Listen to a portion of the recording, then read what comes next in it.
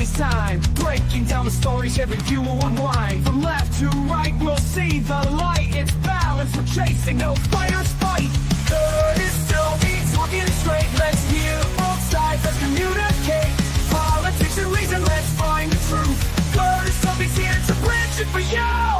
Debates, insights, it's all on the screen. Good is still be keeping it keen. Hit subscribe, stay a while, let's dive in deep with Curtis. So be the combos you need. The combos you need.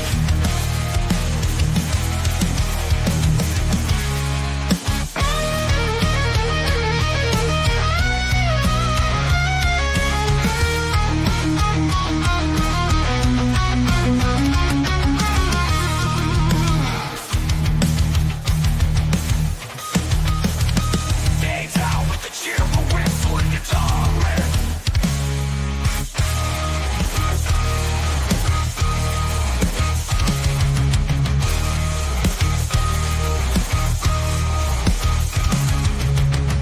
Debates, insights, it's all on the screen. Curtis Selby, keeping it keen. Hit subscribe, stay a while, let's dive in deep with Curtis Selby. The convo's unique.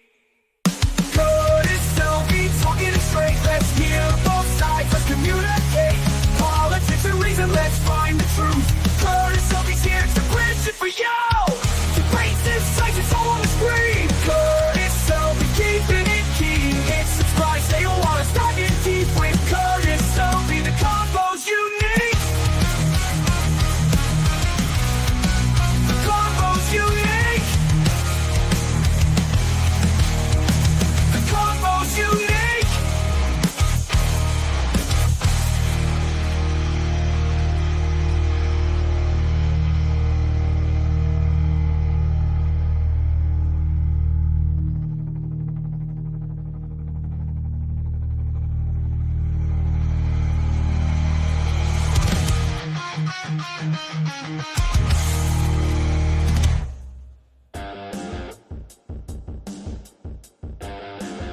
Greetings, everybody. It is I, your tired midnight blogger. What blogs in this case at 2:56 p.m.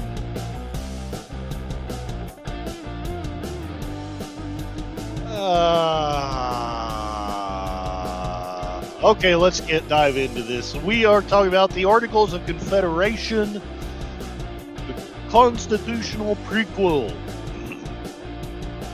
No, that's not the Metamucil that you take before you take your dog for a walk, which is sometimes a very bad idea. Just putting that out there. Before we had a constitution, we had the Articles of Confederation. Before that, we were just a ragtag group of state/colonies fighting to achieve independence from Britain. And before that, we were colonies of Britain. And some of the colonies were actually other people's colonies. And then there were the Native Americans. And then there were dinosaurs who died and made oil. So far, I'm the only person who's commented in here. All of this is part of my evil plan to make a dictatorship by tired blogging. Let's do a little bit of your housekeeping stuff.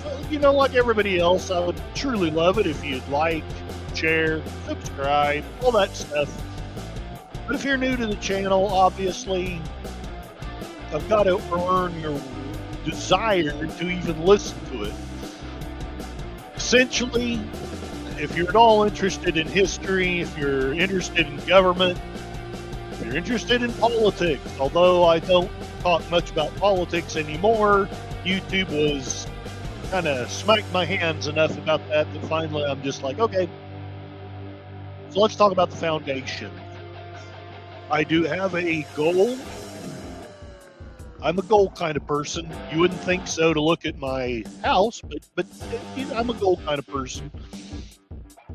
If I get 5 super chats of a minimum of, I want to say $2, I think was the teal chats.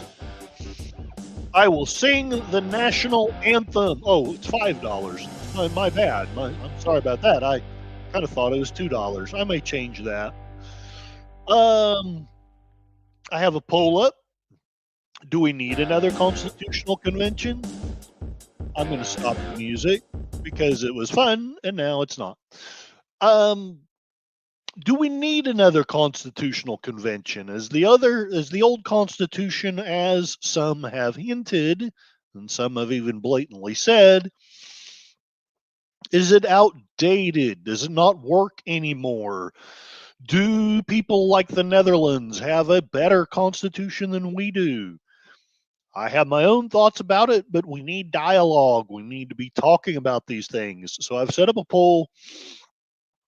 Sorry about that. Well, do we need another constitutional convention? Yes.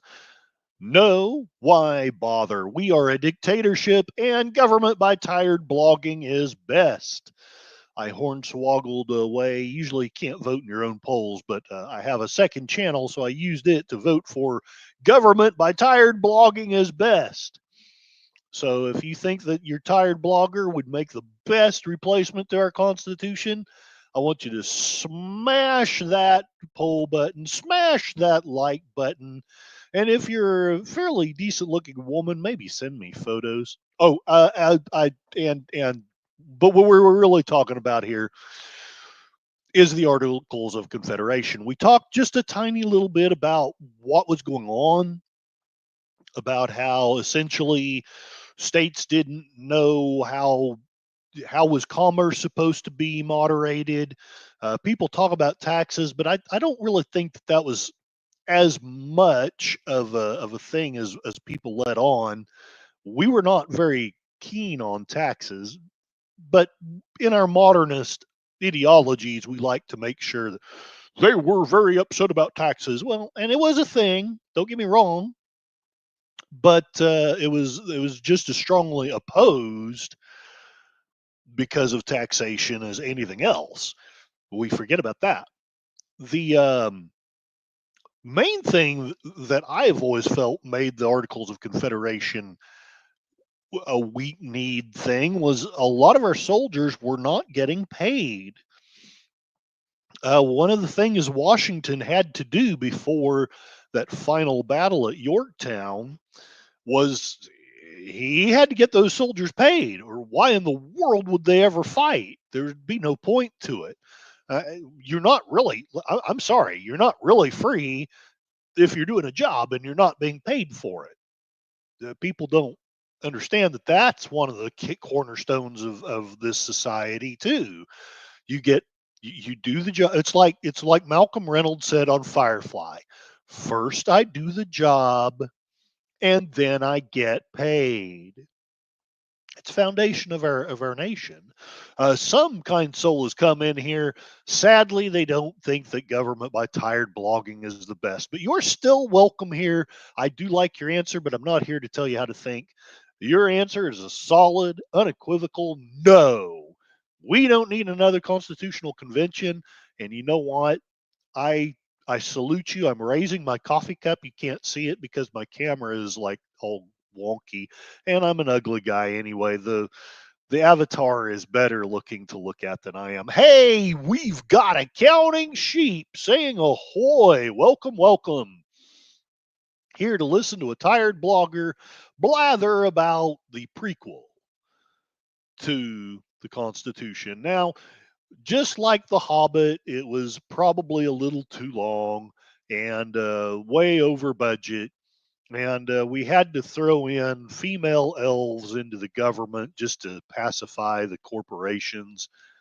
What's that, Cassie?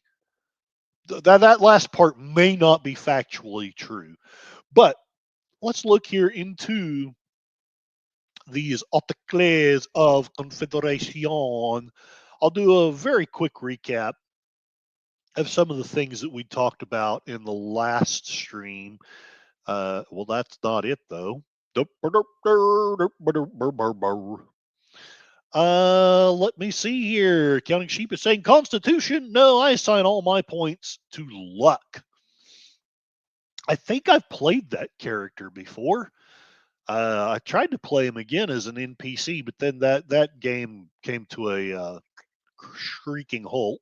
So my sources today are going to be the National Archives, which if I was really good, I'd put all this in the description. But the National Archives, the Articles of Confederation, the constitutioncenter.org, britannica.com, and depending on your pedanticness, I could maybe say that I'm quoting from Miracle at Philadelphia, but it's actually the website. I have the book here somewhere, but I can't find it. I've gotten a lot better, but there's still dozens of books that I really don't know where they're at. So the site that I'm using is bookrags.com study guide to Miracle at Philadelphia. Yes, it's as fascinating as it sounds. Somebody told me that people don't like to think, and that's why I make you think, and that's why I've had the massive success that I have. All right, here we are, the National Archives. Um, I'll read what they say. I won't actually read the transcript because it's in another place. I want to make sure to get all the points across and then read it. The main gist of this will probably be reading the thing itself. I don't really want to go past 4 o'clock, but if we're just rocking in the chat, because those Articles of Confederation descriptions, they're just what the hip kids are all about today. I will go past that if we must, if it's people are enjoying it.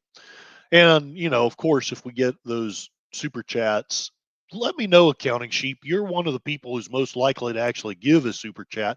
Let me know if you think I should end that goal and start a new one. It's just 5 super chats of any size. I thought about being more ambitious, but I kind of did it quickly and didn't realize that they have to be $5. I was thinking something more like 2. But let me know what you think. It's your money, and unlike Congress, I actually want to give you some say in how it how it is allocated and spent. 1777. Yuck. Sorry about that, guys. Let me know how I sound other than all the horrible throat clearing.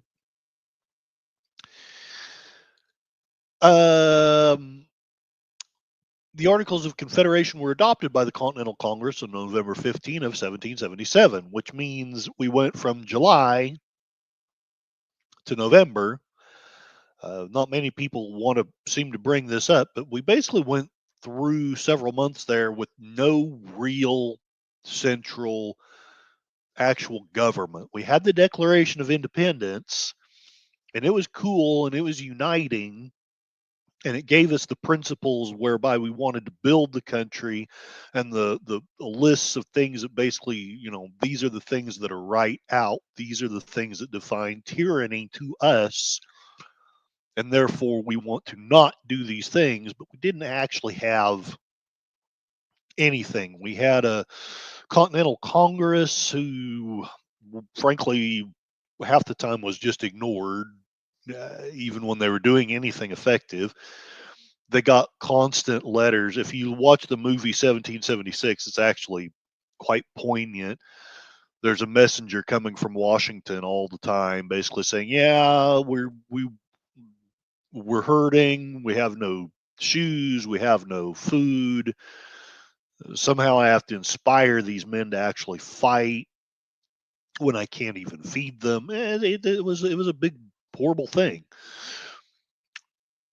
This document served as the United States' first Constitution. It was in force from March the 1st of 1781.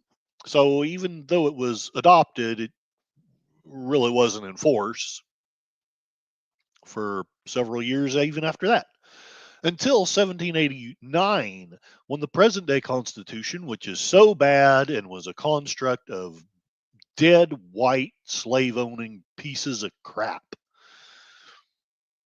Sorry, I was suddenly possessed by the spirit of Feinstein. Anyway, when the present day Constitution went into effect, after the Lee Resolution proposed independence for the American colonies, the Second Continental Congress appointed 3 committees on June 11 of 1776.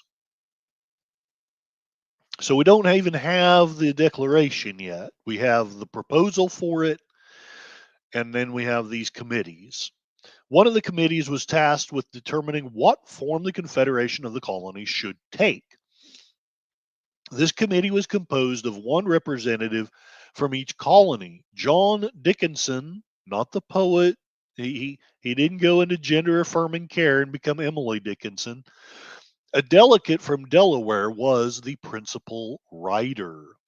Accounting sheep. Yep, I was thinking of that when I saw it. I think we've already been struggling to meet the lower goals. He is not wrong. So let's do this. Oh, 67% of you say we don't need another constitutional convention. And sadly, I am all alone in my belief that government by tired blogging is best. So I, unlike Congress, will listen to the voice of the people, maybe, or maybe I won't. Can I not end this goal? Remove goal. Ha ha! Remove.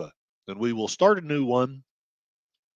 We'll just do the 5 normal super chats of any color. Any super chat. And I will sing the national anthem. Or frankly, if counting sheep, you would rather I did something else, all I ask is that it be at least somewhat recoverable from for my dignity, what's left of it, somewhat. And don't not get me completely demonetized, maybe. We do need a constitution. I just don't trust the people doing the convening. Do you mean we need a constitutional convention, but you don't trust the people we have to actually make one? I'm with you on that, actually. I would be okay. I would totally be okay with doing a new constitutional convention if I trusted any of these people to actually have some thought for the well-being of the citizen. Clunk. I am drinking coffee for real, by the way. Just listen to coffee.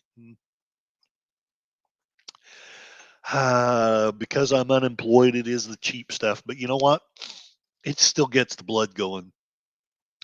The Dickinson draft of the Articles of Confederation named the Confederation the United States of America. So we didn't have a. I'm making a little bit of a joke here. We didn't have it by executive fiat. We sat down as a bunch of constitutional Congress people types and named the country the United States of America. After considerable debate and revision, the Second Continental Congress adopted the Articles of Confederation on November 15 of 1777. The document seen here, and you can see that it's very faded, which that might be symbolic in a weird way. Its engrossed and corrected version that was adopted on November 15. So it was both gross and correct. It consists of 6 sheets of parchment stitched together. The last sheet bears the signatures of delegates from all 13 states. This first Constitution of the United States established a League of Friendship for the 13 sovereign and independent states. Each state retained every power which is not by this confederation expressly delegated to the United States. The Articles of Confederation also outlined a Congress with representation not based on population. Each state would have 1 vote in Congress. And I know at least one of my old lib friends would be howling mad if we did that. Right on, saith accounting sheep. Right on. And he is, by the way, number one in XP right now with 75 XP.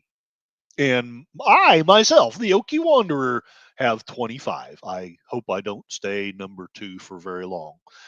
Uh, anyway, get that digestion going. So each ratification, the Articles of Confederation also outlined a Congress with representation that my friend would have said was big poo poo heads. Ratification by all 13 states was necessary to set the Confederation into motion.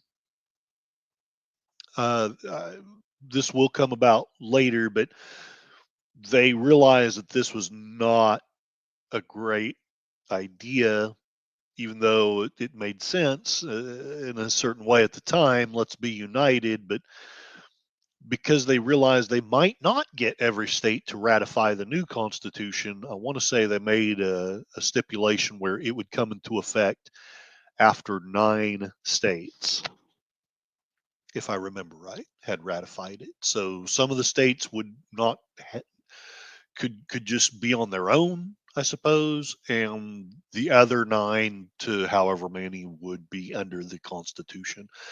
Every one of them did ratify it, although there were some very close votes. I've heard that the Russians tried to interfere with that election too. Anyway, ratification by all 13 states was necessary to set the Confederation into motion. Because of disputes over representation voting in the western lands claimed by some states, ratification was delayed. When Maryland ratified it on March the 1st of 1781, the Congress of the Confederation came into being. So that is why it didn't go into being for so long. It took that long. It took almost 4 years for the states to actually ratify the thing. I would say that they moved so much slower back then, but in spite of computers and things, we're really not that much faster anymore. Just a few years after the Revolutionary War, however, James Madison and George Washington, quite a contrast there, were among those who feared their young country was on the brink of collapse.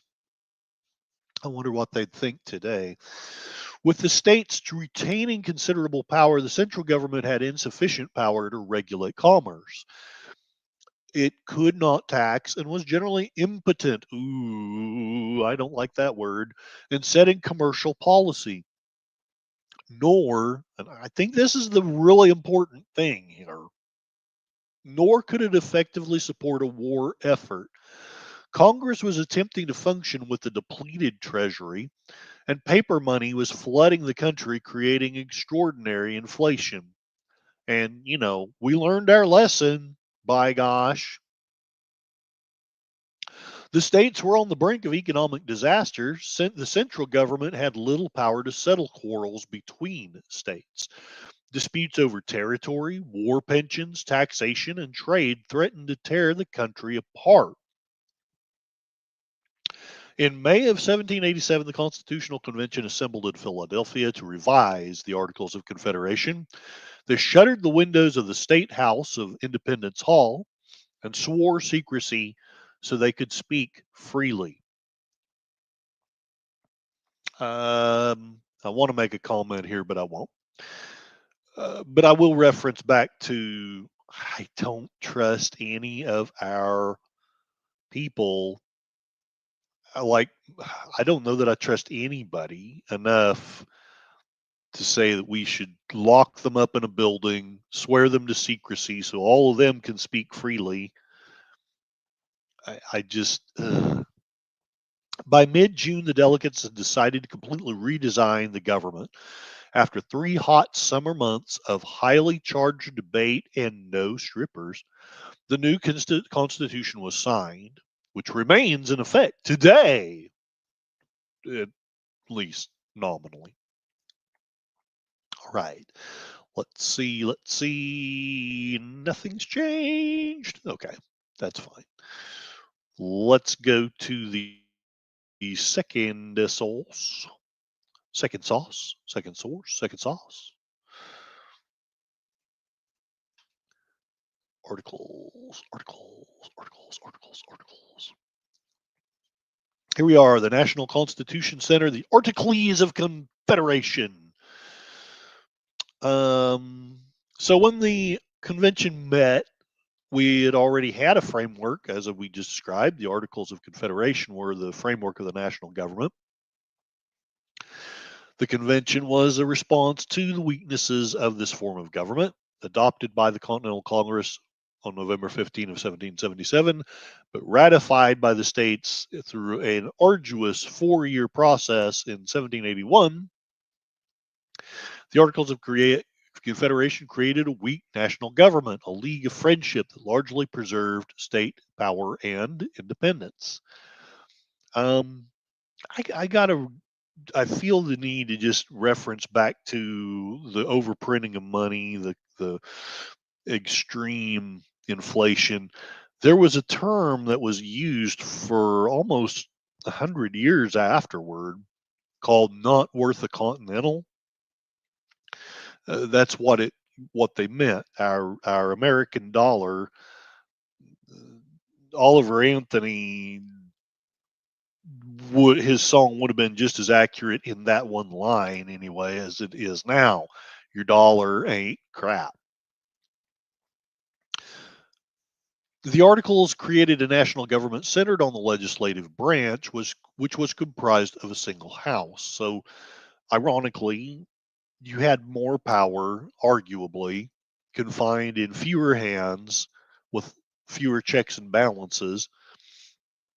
But this is also why they made it so weak. They like us were smart enough not to trust that you could get 100 random, well, maybe not random, but you could get 100 people together and actually trust them to work for the benefit of the country. And it wasn't 100 people. I'm just throwing out a number.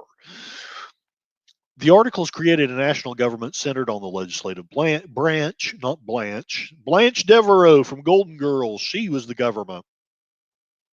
She was later overthrown because we didn't like the way she sang in the Star Wars holiday special. There's no separate executive branch or judicial branch. The delegates in Congress voted by state, with each state receiving one vote regardless of its population. The national government did not have the power to tax, to regulate commerce between the states, or to force the states to provide troops to send the government money. And any proposed amendment to the Articles required unanimous approval from all 13 states. So you think we have it tough getting amendments passed now. Just imagine if all 50 states had to approve any change to the Constitution. It would never happen. Arguably, it may never happen anyway, but as a result, no amendment was ever ratified. The delegates to the Constitutional Convention eventually framed a new constitution designed to address many of these flaws. You know what? I may actually go back to the other one, unless the Britannica has a copy. Nope, they don't. Well, geez, Willikers, I feel stupid. I should have went the other way. This is why you prepare your articles, people. Or not, whatever. So let's read what this thing said. What was our government like before the Constitution? All right. Here's the preamble.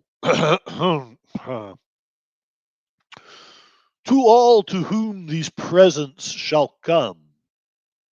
It was a present. It had to be unwrapped. We, the undersigned delegates of the states affixed to our names send greeting.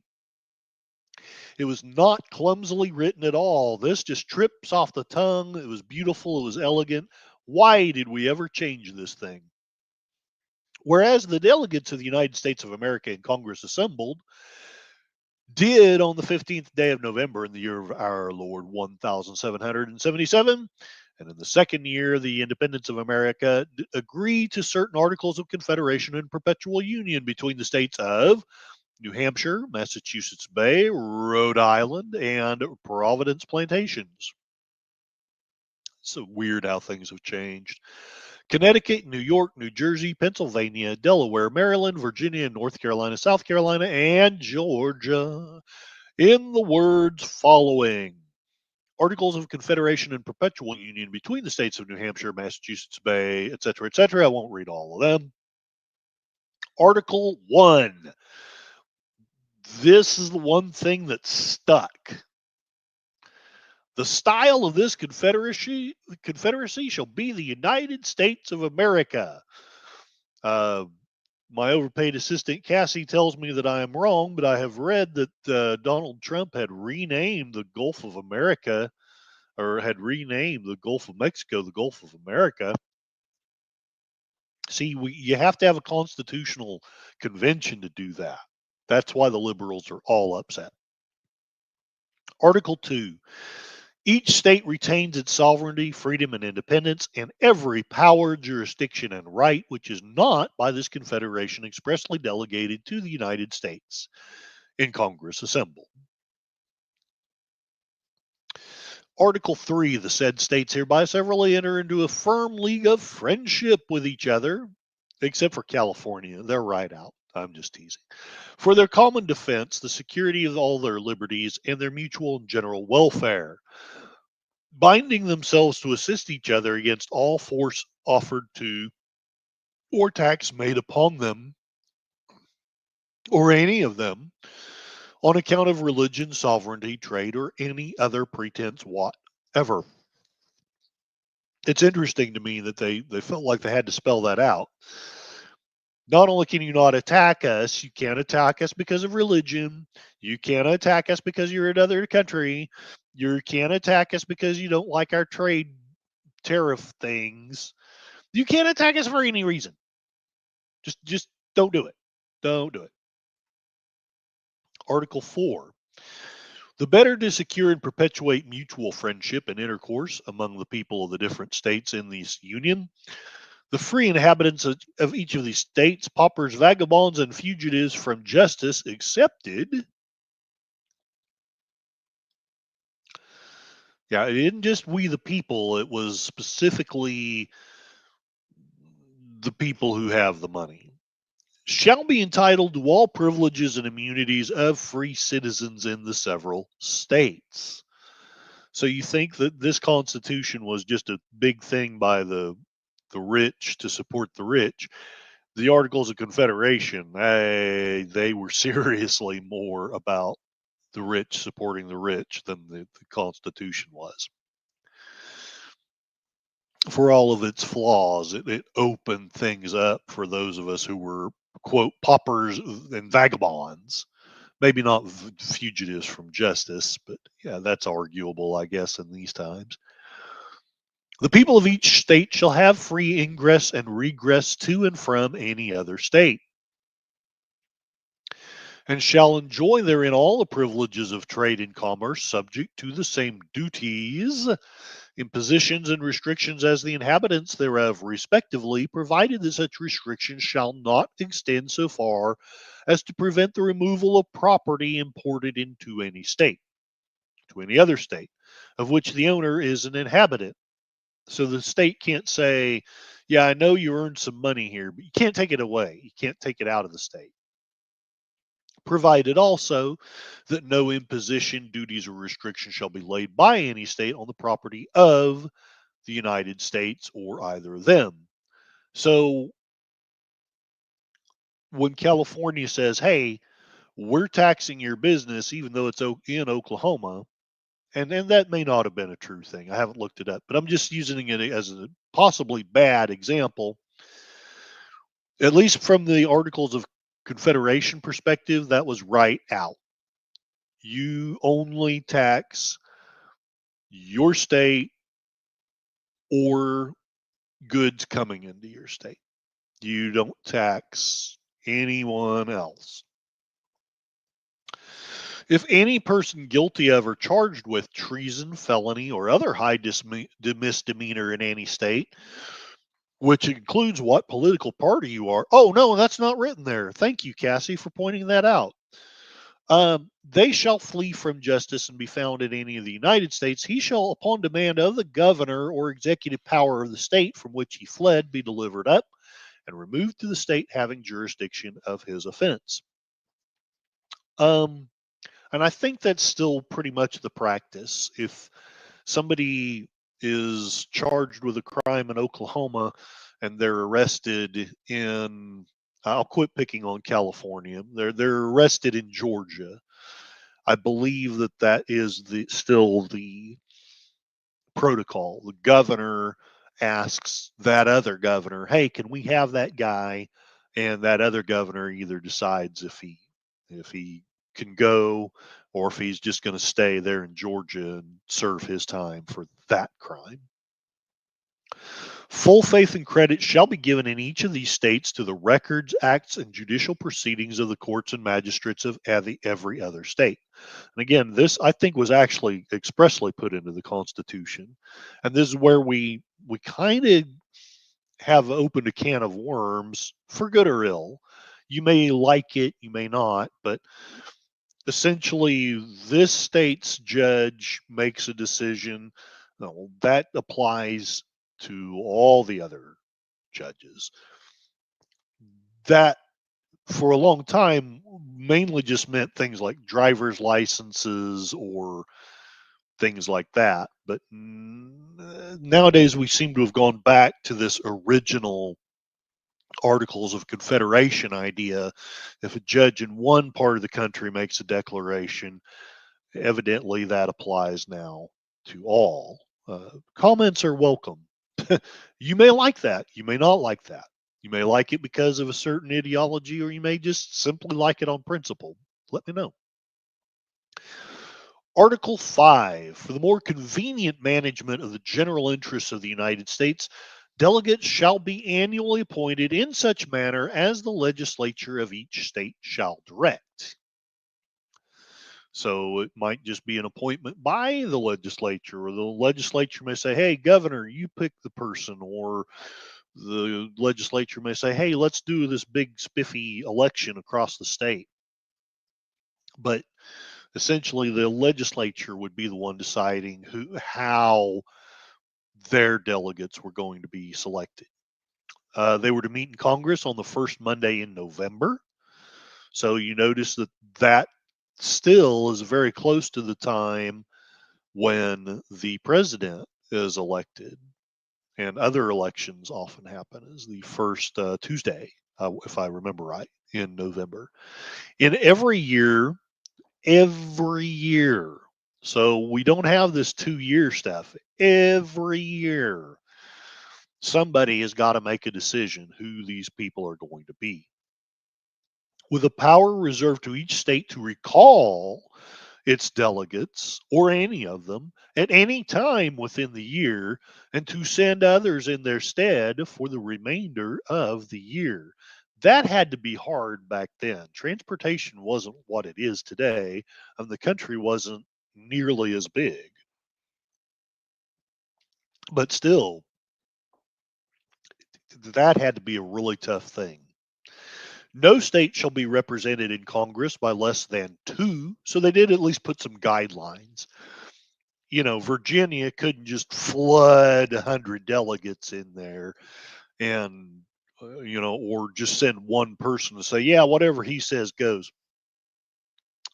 Each state will be represented by no less than 2, nor by more than 7 members. So at least, there's some kind of guideline. No person shall be capable of being delegate for more than 3 years in any term of 6 years. So the state can't just keep sending people that are the same people.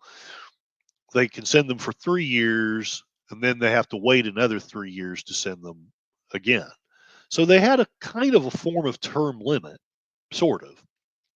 Nor shall any person being a delegate Be capable of holding any office under the United States for which he or another for his benefit receives any salary, fees, or emolument of any kind.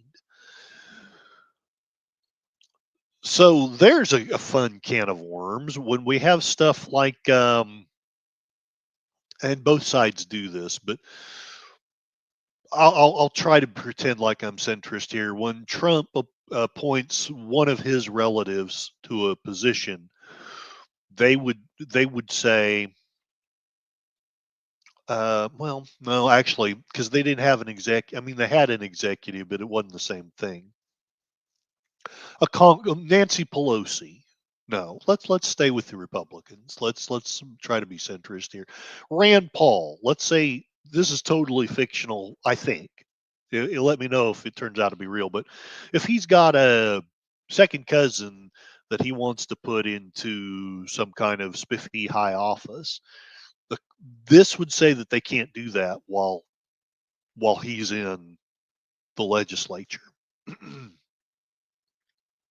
We certainly don't seem to do things that way anymore. No state shall be represented in Congress by, I already read that. Each state shall maintain its own delegates in a meeting of the states, and while they act as members of the committee of the states. So evidently, these guys are supposed to be paid something. It doesn't really expressly explain how much or how, but each state shall maintain its own delegates. So the United States wasn't supposed to pay these guys. The state was supposed to pay these guys. In determining questions in the United States and Congress assembled, each state shall have one vote. Okay. So we're about to enter into something where it's very much like Great Britain. Freedom of speech and debate in Congress. We're not talking about the freedom of speech for the citizen.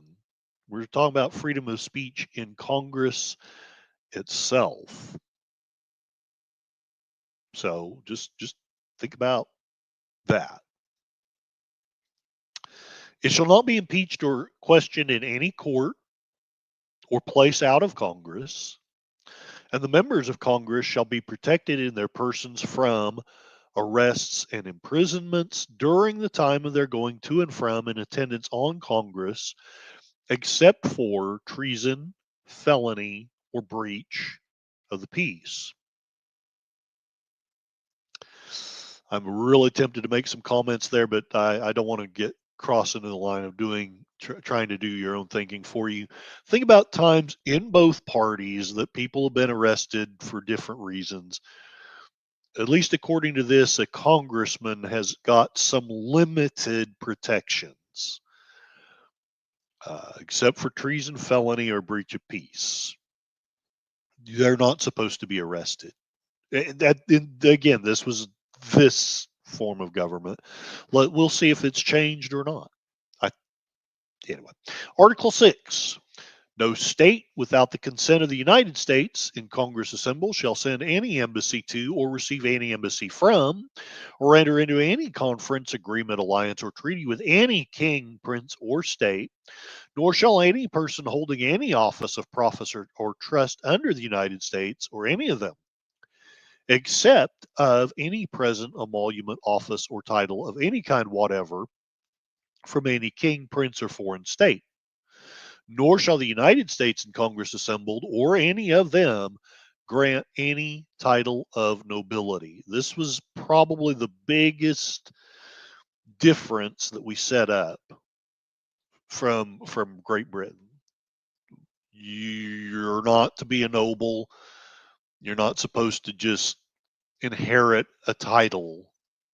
You're supposed to stand on your own merits for what you've done. Yes, your parents helped and probably influenced how you succeeded or failed, but you're not just born into any nobility, and the government is not supposed to ever set up such a thing. See the chat's moving here, so let me say hail, welcome, and well met to Connie Cleary. She is in listening mood at the pet shop. We'll give those pets a hug. I hope they are doing well. The counting sheep. The Constitution is invalid. Hawaii judge. Yeah. Uh, that's. I kind of almost wonder if that's where we're heading. But then I've got my biases. I wish I hadn't scared as many liberals away as I have, because it would be nice to hear some feedback from someone. I would like to hear the good and logical reasons why a judge should be able to invalidate the Constitution. And I'm exaggerating, but that's how it feels on our end of things. Uh, right on, right on. Let me also check the. Ooh, wow, the poll is getting decidedly stronger. 80% of us think we don't need another constitutional convention.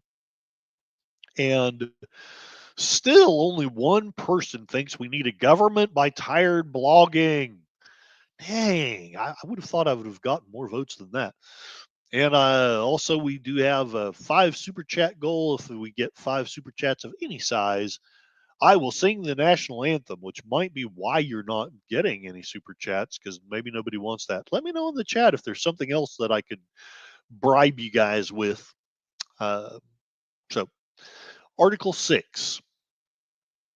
We won't have any nobility. No two or more states shall enter into any treaty, confederation, or alliance, whatever between them, without the consent of the United States and Congress assembled, specifying accurately the purposes for which the same is to be entered into and how long it shall continue. So let's just make up a really arbitrary thing. Let's say that the movie where of Civil War was a true thing, and the United States and California arbitrarily decided to declare war on the rest of the United States. This could not happen, arguably, because the United States Congress would have to agree to it. And I doubt that would ever happen. So if we could get a majority of the people in Congress to say, "Hey, yeah, it's okay for California and Texas," and again, it's a totally fictional example, to just let them shoot up other states. It's fine. No state shall lay any imposts or duties. There was so much about their duties back then, which may interfere with any stipulations in treaties entered into by the United States and Congress assembled with any king, prince, or state in pursuance of any treaties already proposed by Congress to the courts of France and Spain. Not very well worded. I'm guessing that basically Oklahoma couldn't, if we're still under this, put a tariff on France or Spain without, you know, yeah, I don't know. No vessels of war shall be kept up in time of peace. That's right. We could not have a standing military. So I don't often bring it up because it's very unpopular, frankly, on both sides of the aisle. But a lot of our founding fathers would have just been appalled. I'm not saying I necessarily agree with them or that I disagree with them, but they would have been appalled that we had standing armies. They would have been appalled at things like the FBI and the CIA and all that. The government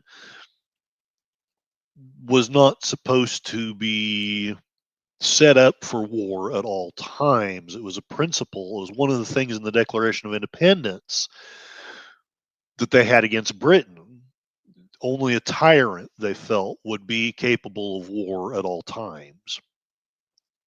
We live in a different time, and I'll admit that this is one of the few places where I'm willing to say I kind of disagree with the founding fathers on this one, but I also don't blame them for thinking the way they are. Enigma Severus, who is this blogger who disturbs my Saturday? Well, he's very tired, but he's unemployed, so he's like just coming up with excuses to stream because he can. But welcome, welcome. I hope you are doing well.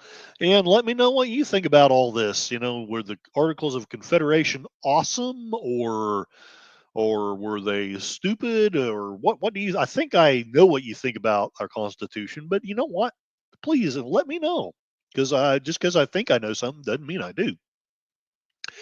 Accounting sheep. Thankfully, we all hate California doesn't count as an interstate compact. Man, the trouble is, even though I'll be honest, I've learned to not like California, but there are still lovely, wonderful people in California. And they happen to strongly disagree with me on a lot of these things. So, yeah. But I yeah. Since hopefully none of those are here, I can say that at least with the government of California, I have really lost patience. Rand A. Paul, yes, and some of you may know I was strongly influenced by Ron Paul and by Rand Paul. Um, I'm not a sycophant. I hope I am willing to disagree with them on certain things, like when it comes to the tariffs. I get what they're saying. I too believe in free trade, but we haven't had free trade. So how do we get to free trade? Maybe we need to tariff some people. Enigma says, doing good. The Articles of Confederation were necessary because it demonstrates that we as the United States will always have differences. What we set up now is pretty good. Hey, and we have PvP. Welcome, welcome. The founding fathers did well. It was a different age, though, indeed. And Enigma continues his thought. However, we always need to make sure that we are returning to the essence and actual reasons as to why we built what we built, and keep the extremists. And if I understand you correctly, I think I can insert this: the extremists of both sides and AWOL judges in their actual place. Let me know if that was a not a forgivable edit, but anyway. Yes, accounting sheep. I know Randapult was a joke. Sorry, I should wake up more. More coffee. More coffee. Hmm. I may have lost accounting sheep on that one. It was funny. Come back. Accounting sheep, come back. You can blame it all on me. I was wrong. But I still love Rand Paul. Um, I do have differences with him, and I'm okay with people who don't think he's the be all and end all. But PvP, sorry, didn't come in earlier. Was listening while lying down. That's okay. I had actually intended to give you a phone call. I hope you will forgive me, but I was desperately trying to design a decent thumbnail, and this one still sucks. If you notice, you can just mildly tell that it says, insert your words here. I couldn't get that to go away, and I finally was just like, oh, screw it. I said I was going to stream today. I'm going to stream today. Damn it. Enigma Severus, yeah, you did fine. We need to remind those of their respective duties, potentially begin to take away rewards that our leaders have, which will put honest and genuine people back in office. Continuing that thought, and not the twisted, corrupt ones who are there to get free money. And on the subject of free money, accounting sheep sent $1 super chat. Okay, this deserves. I should have had this set up already. Uh,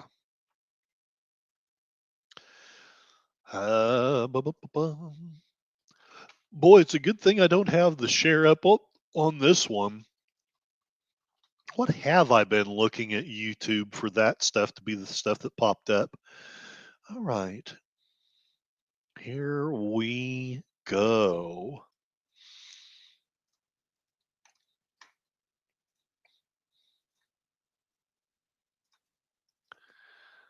Of course, it's going to be $1 million. $1 million. Cripplingly alcohol. okay. Fine. Yes, I know. Other. There we go. $1 million. There we go. Accounting sheep, coffee funded. Woo! And blogger approved.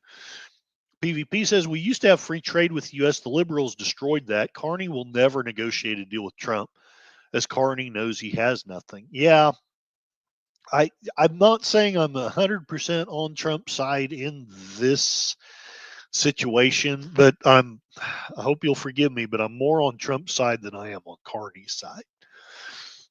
I think as arguable as it is that Trump may have done and said the wrong things, I still think he has the Canadian people's well-being in mind more than Carney does. Just take that however you want. But I do mean it respectfully. PvP Trump wanted Carney as he knew he was weak. That's why he talked about the 51st state. Conservatives would have won with a majority. Then Trump scared the sheep with elbows up. And Carney is the worst prime minister ever. You've been sending me videos. I would agree to that. I probably do need to do a thing on Canada fairly soon, but today we're talking about the Articles of Confederation and how we're not supposed to have a standing army. No vessels of war shall be kept up in time of peace by any state. Oh, you know what? This may be worded differently than I had thought and expected. Except by such number only as shall be deemed necessary by the United States in Congress assembled for the defense of each state or its trade. So we would be allowed I'm having a senior moment, a Coast Guard. We'd be allowed a standing Coast Guard, but not necessarily a standing Navy. Nor shall any body of forces be kept up by any state in time of peace, except such numbers only as, in the judgment of the United States and Congress assembled, shall be deemed requisite to garrison the forts necessary for the defense of such state. So, it's not quite that you can't have a standing army. It's just Congress is the one that's going to make up that decision. Every state shall always keep up a well-regulated and disciplined militia, sufficiently armed and accoutred, and shall provide and constantly have ready for use in public stores a due number of field pieces and tents, and a proper quantity of arms, ammunition, and camp equipage. Okay, interesting. No state shall engage in any war without the consent of the United States and Congress assembled. Oklahoma once broke that. We went to war with Texas over a bridge once. I may talk about it someday. Unless such state be actually invaded by enemies, or shall have received certain advice of a resolution being formed by some nation of Indians to invade such state, and the danger is so imminent as to not admit of a delay till the United States and Congress assembled can be consulted. Nor shall any state grant commissions to any ships or vessels of war, nor letters of marque or reprisal, except it be after a declaration of war by the United States and Congress assembled, and then only against the kingdom or state and the subjects thereof, against which war has been so declared, and under such regulations as shall be established by the United States and Congress assembled, unless such state be infested by pirates. That sounds like a fun movie or book name, Infested by Pirates. In which case vessels of war may be fitted out for that occasion and kept so long as the danger shall continue, or until the United States and Congress assembled shall determine otherwise. I do remember thinking when I first read this, they sure like to say United States and Congress assembled. They like Congress. Accounting sheep, Trump's in Alaska with Putin, planning the joint Canadian invasion from two fronts. Soon, my syrupy friends, soon. PvP, please no more Mike Myers. He supported Carney doing an elbows up video. Myers is banned from my watch list. Oh, I didn't know that. I will try to find another reward then for the super chats. Myers is a traitor. Here's the video. I will click on that. I may not watch it until after the stream, but yeah, thank you for sharing. Elbows up was the dumbest thing a PM ever did. I just yeah. Article 7. When land forces are raised by any state for the common defense, all officers of or under the rank of colonel shall be appointed by the legislature of each state respectively by whom such forces shall be raised, or in such manner as such state shall direct, and all vacancies shall be filled up by the state which first made appointment. So, one of the things rarely talked about, I would say definitely up until about the First World War, uh, being an officer in the military was a lot more political. It's political enough now, don't get me wrong, but you really needed a governor or the state legislator. I mean, if you moved your way up without any of those connections, and it happened rarely, but it did happen, you had to be a real badass if you were going to move your way up the ranks without any political ties. Article 8. All charges of war and all other expenses that shall be incurred for the common defense or general welfare and allowed by the United States and Congress assembled shall be defrayed out of a common treasury, which shall be supplied by the several states in proportion to the value of all land within each state, granted to or surveyed for any person, as such land and the buildings and improvements thereon shall be estimated, according to such mode as the United States and Congress assembled shall from time to time direct and appoint. Nothing vague there at all. So we're going to arbitrarily tax the land by, yeah. The taxes for paying that proportion shall be laid and levied by the authority and direction of the legislatures of the several states within the time agreed upon by the United States and Congress assembled. So Congress is going to, okay, let me see if I can unpack this.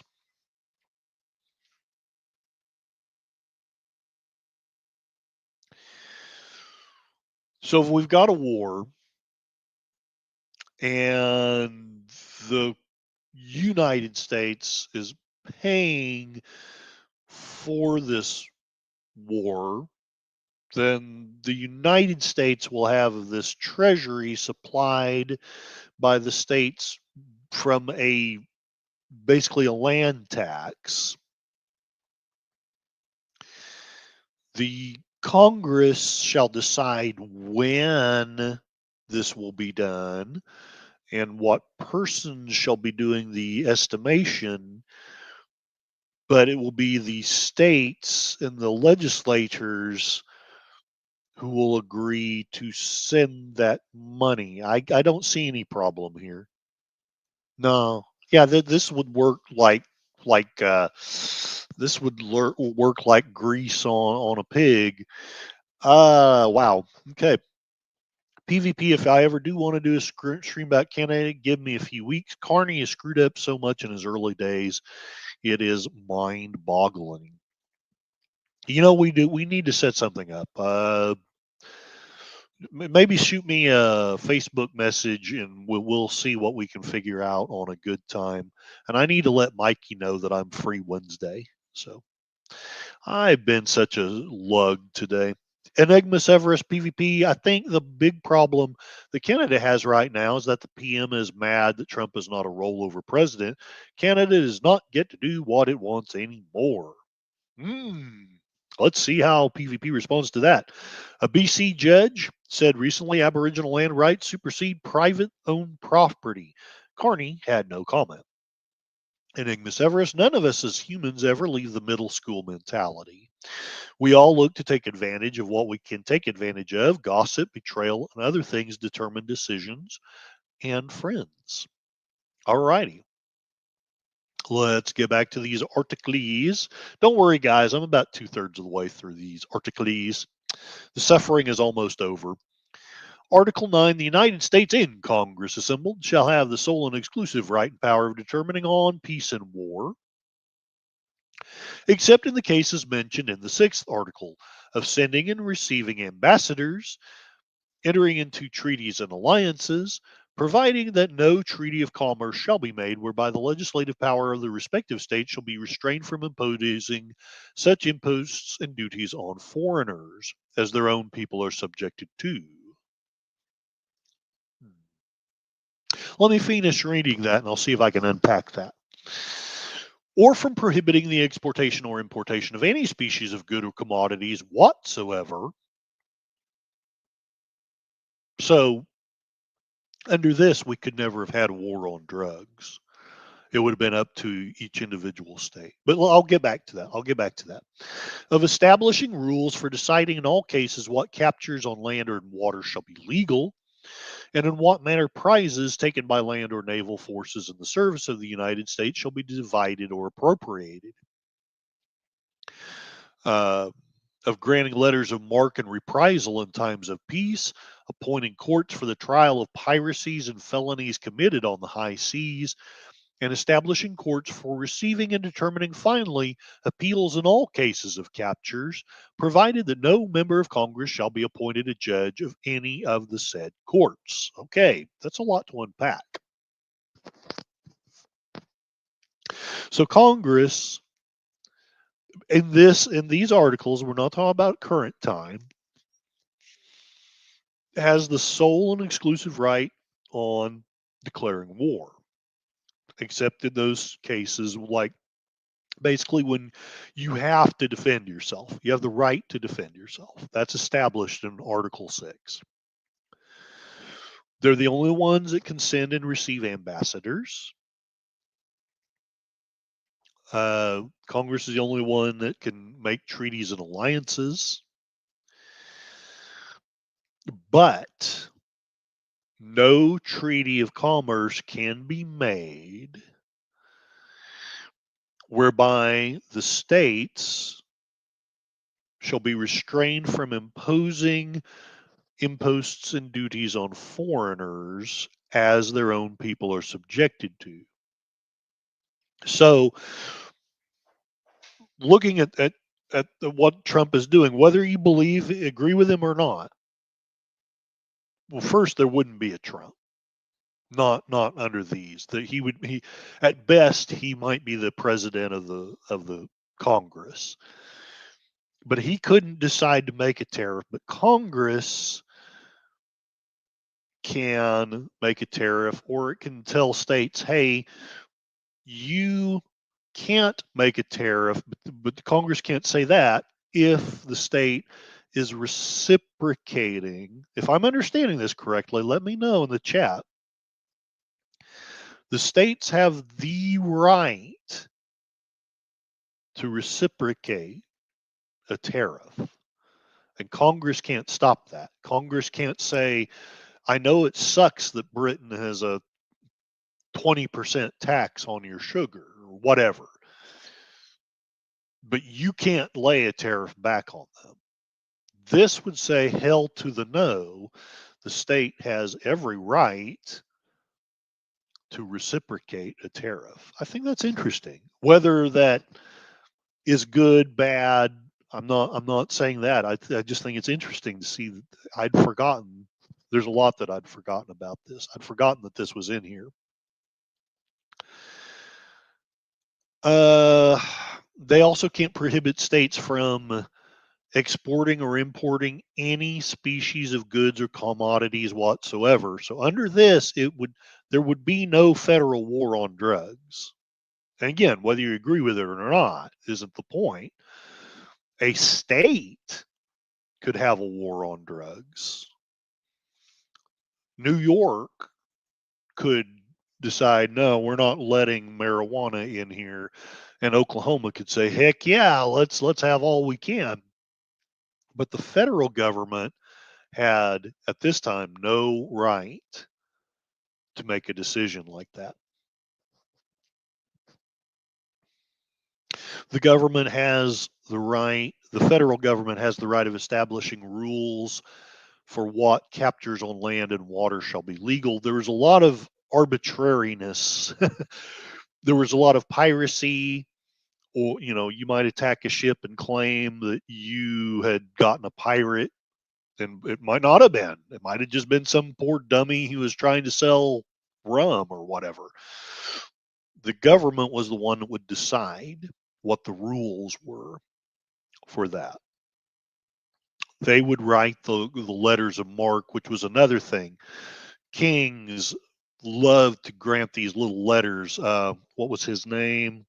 Enigma Severus, you may have to help me with this one. Sir Francis Drake, if I remember right, he was always getting these spiffy letters from Elizabeth or from Parliament or whoever. You can be a pirate in these parts of the country, and you can raid Spanish ships and take their money and get rich off of it. Or you can take the money, but you have to give 10% of it or whatever. I don't know the percentages, but I'm just making some stuff up here. And establishing courts. So Congress established the courts.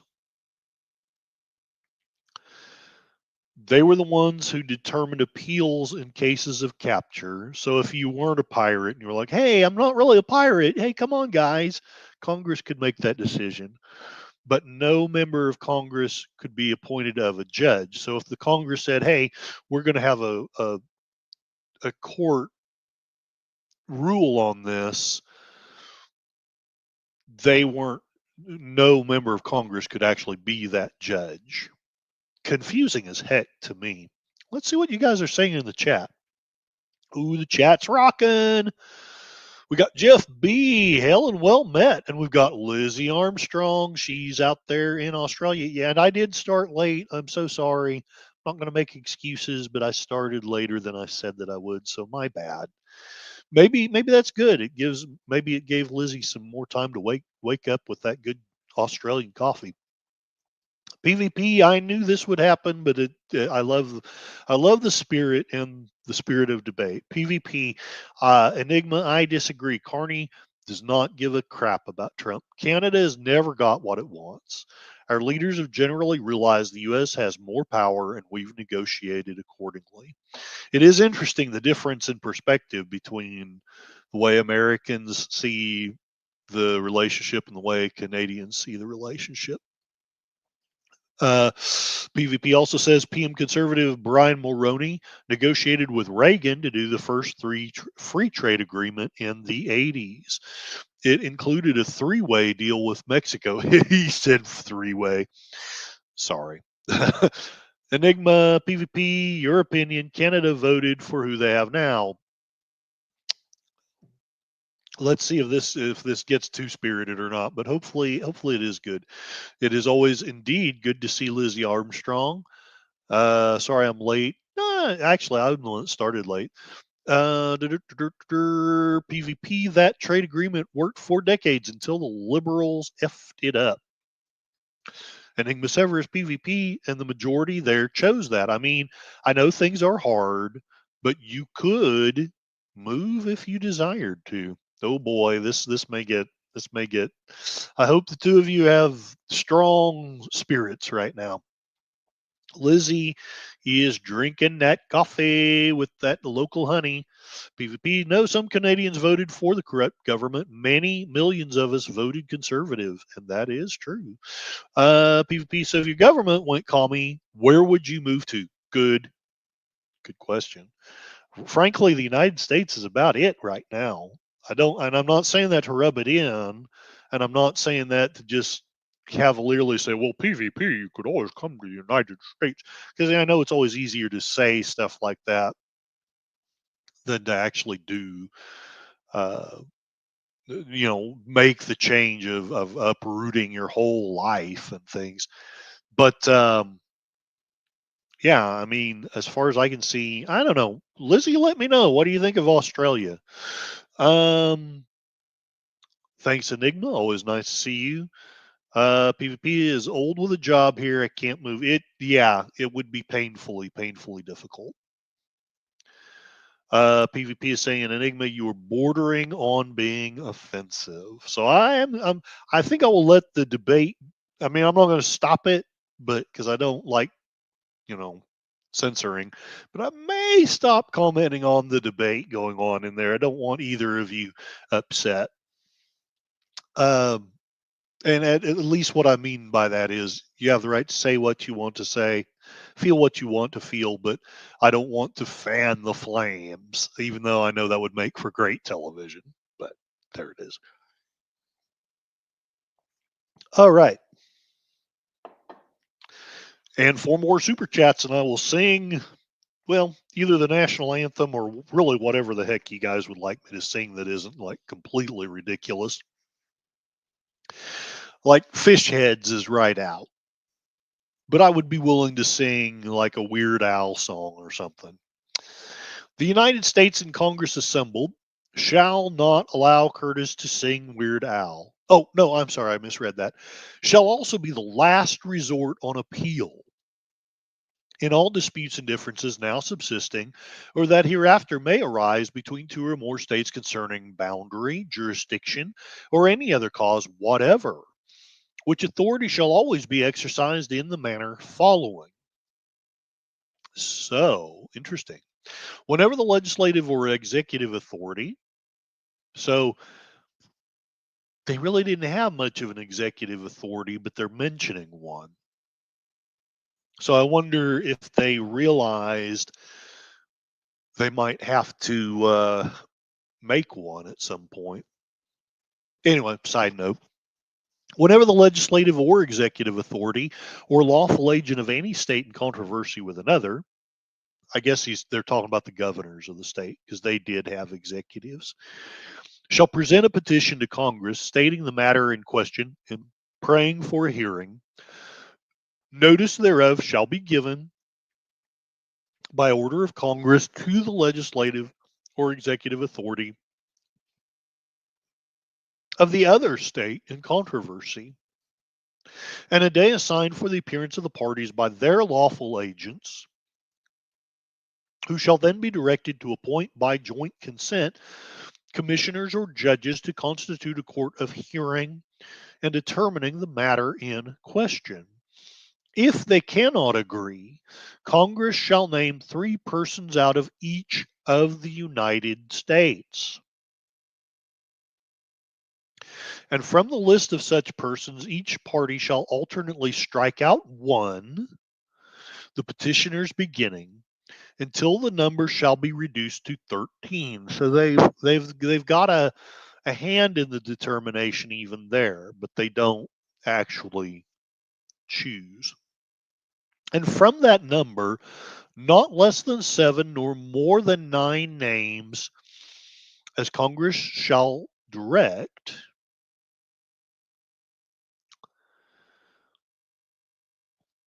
shall in the presence of Congress be drawn out by lot. So, okay, so Congress picks 3 people from each state, and the contesting parties knock out one person until there's 13, and then Congress knocks out at least 4 of the others.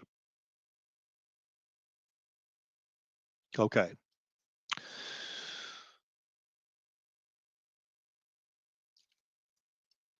They'll cut down the numbers to at most 7, but at least 5. They shall be the commissioners or judges to hear and finally determine the controversy. So always as a major part of the judges who shall hear the cause shall agree in the determination. And I'm assuming that means the majority, but I could be wrong. If either party shall neglect to attend at the day appointed without showing reasons which Congress shall judge sufficient, or being present shall refuse to strike, The Congress shall proceed to nominate 3 persons out of each state. So okay, so if one of the parties just doesn't want to mess with making the decision, which makes no sense to me, but then we've done a lot of nonsensical things recently, so the Congress shall proceed to nominate 3 persons out of each state. The Secretary of Congress shall strike in behalf of such party absent or refusing. And the judgment and sentence of the court to be appointed in the manner before prescribed shall be final and conclusive. If any of the parties shall refuse to submit to the authority of such court, or to appear to defend their claim or cause, the court shall nevertheless proceed to pronounce sentence or judgment, which shall in like manner be final and decisive. The judgment or sentence and other proceedings being in either case transmitted to Congress and lodged among the acts of Congress for the security of the parties concerned, provided that every commissioner, before he sits in judgment, shall take an oath to be administered by one of the judges of the Supreme or Superior Court of the state where the cause shall be tried. I notice they don't say where it's going to be tried. Oh, joy. I wonder how they determine that, because I don't remember them saying. I guess Congress just decides where it's going to be tried. I don't know. Every commissioner, before he sits in judgment, shall take an oath to be administered by one of the judges of the Supreme or Superior Court where the cause shall be tried. The wording being well and truly to hear and determine the matter in question according to the best of his judgment, without favor, affection, or hope of reward, unquote. Provided also that no state shall be deprived of territory for the benefit of the United States. That's wow. So they did have a method of determining differences between states, but dude, that's wild. I don't even know what to say about that. I'd forgotten this part. I think I'd mentally blocked it out of my head because it's so freaking convoluted. I mean, it makes sense in a way because every party is involved in deciding who's the judge, but wow. Let's check the comments and see what you guys are saying. Okay.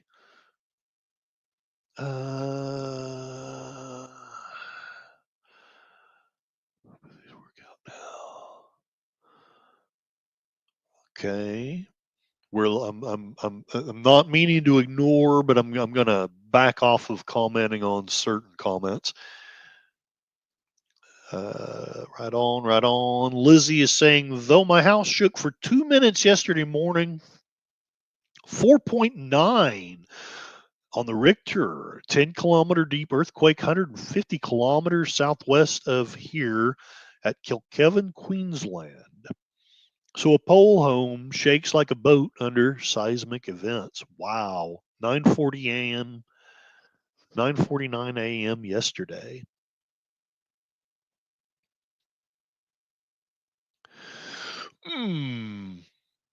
The debate's going on. Debate.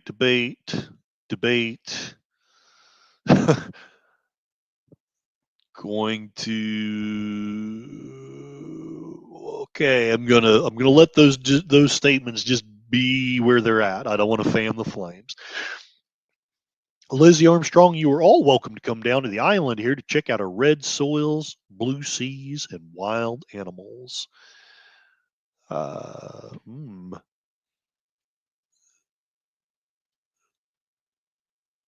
aren't on an actual live discussion. I prefaced my statement saying I don't like other opinions, very personal. Yes, an Aussie earthquake. Sorry, I did skip a lot, Enigma. I'm not meaning to ignore it or to disrespect either of you. I just don't want to fan the flames. I really don't.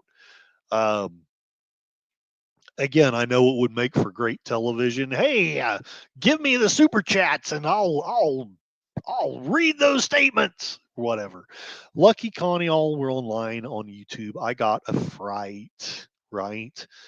You got a fright? That is a United Kingdom comment. Yes, she is. She is Australian, which is just wonderful. All righty. So I want to make a comment here. Hold on. Let's read Lizzie's comment and then I'll say mine. The Australian Pacific Plate and Australian Asian plates increased activity. I remember when there was talk about trying Trump for treason. I do not want this to become, I mean, you guys say whatever you want to, but I don't want to get into he should have been tried, he should not have been tried, it was this, it was that. My question was always, well,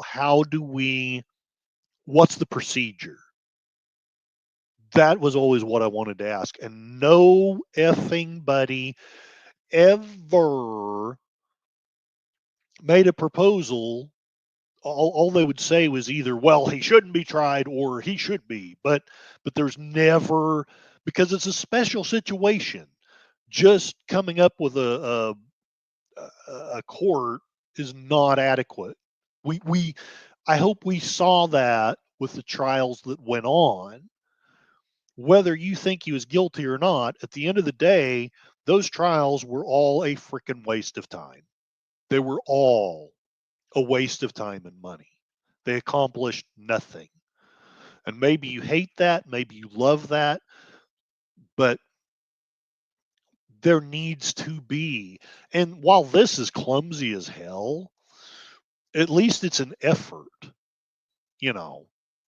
There was an example, I talked about it before, where they tried Aaron Burr for treason. And for some reason, nobody on the right had any complaint about this, but everybody on the left that I brought this to, every last one of them got upset at me.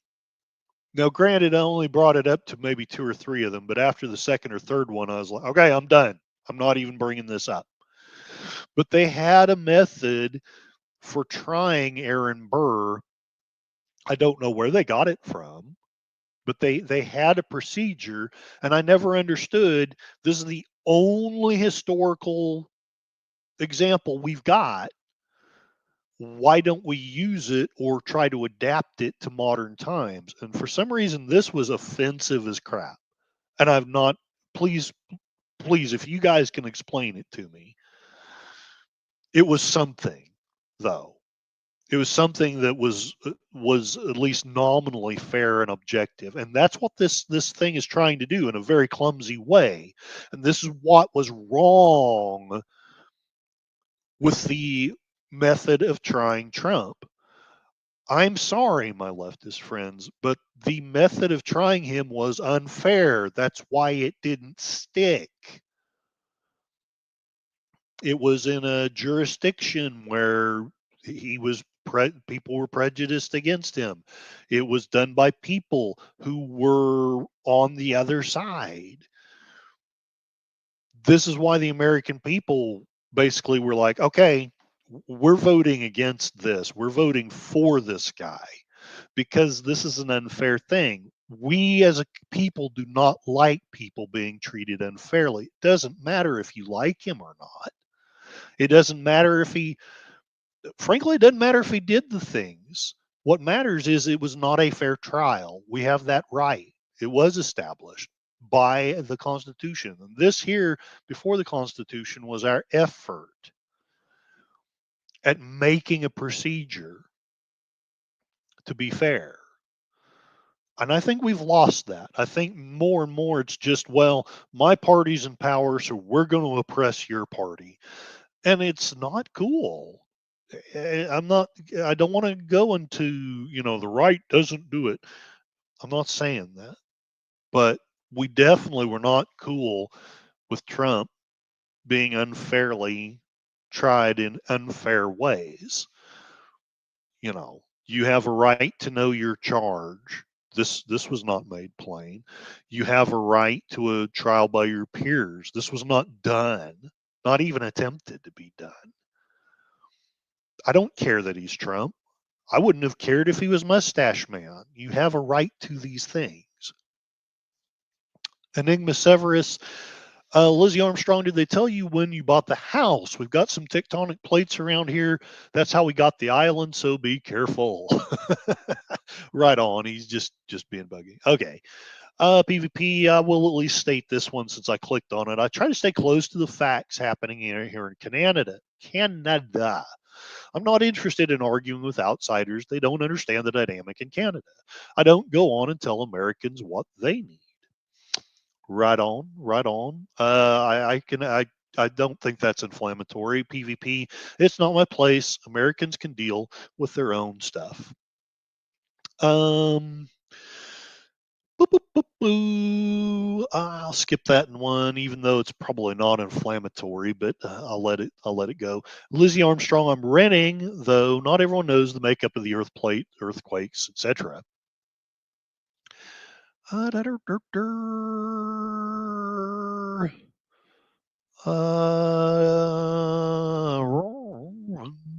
Okay, I guess I chose Australia. Lizzie, I guess I chose Australia this lifetime. So Lizzie, are you originally Aussie or an illegal? Dun dun dun. He's asking Lizzie if she's a reincarnation believer. Lizzie Armstrong, born and raised on the island I shake. Yeah, left and right used to be able to give a decent government, right? Hands with leaders and peacemakers. Right on, right on. And believe it or not, that's my effort. Possibly a failed one, possibly a foolish one, but my effort with this channel has always been try to find a way to make peace between the two sides. It's probably naive. I know both sides will tell you that it's impossible because that side over there, they believe crazy stuff. And whether you're right or left, heck, I'm right. I'm right wing. I'm not saying that to change or affect your thinking. I'm just trying to be honest and open here. I tried very hard to listen to the left wing sources, but my trouble was I rarely like I hope that with love and respect to you, Enigma, I hope that you understand that that's one of the reasons why PvP is on this channel is because he's one of these people who is willing to listen to the right side of things. He's a classical liberal, but he's willing to listen to the right in the areas where he thinks it makes sense, and he voted conservative. Again, I'm not saying that you're wrong, Enigma, or that I don't have some of the same similar thoughts.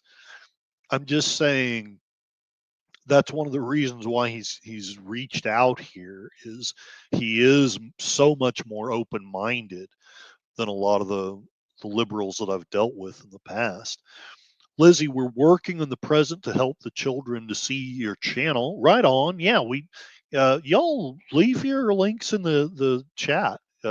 Make sure that you're all subscribed to each other and helping each other out. PvP makes a great point here. Not just Canada, the United Kingdom, France, and Lizzie, let me know if you agree with this. Not to fan the flames. I just want to know because this is your bailiwick is Australia. Let me know. Do you think it's falling? Do you think it has issues, or do you think things are exaggerated in foreign presses? I would love to know that. Lizzie says it's all good here. PvP, all those governments want a Palestinian state. Oh boy, this is going to get ugly fast, I'm afraid. You guys say what you want. I don't censor. I don't mean to censor, but I may not get into that topic as far as reading the comments. Lizzie says, be careful where you get your news. Okay, I'm going to leave the Israel statements alone. Not I have my thoughts on it, my side on it, but I don't want to get too distracted here.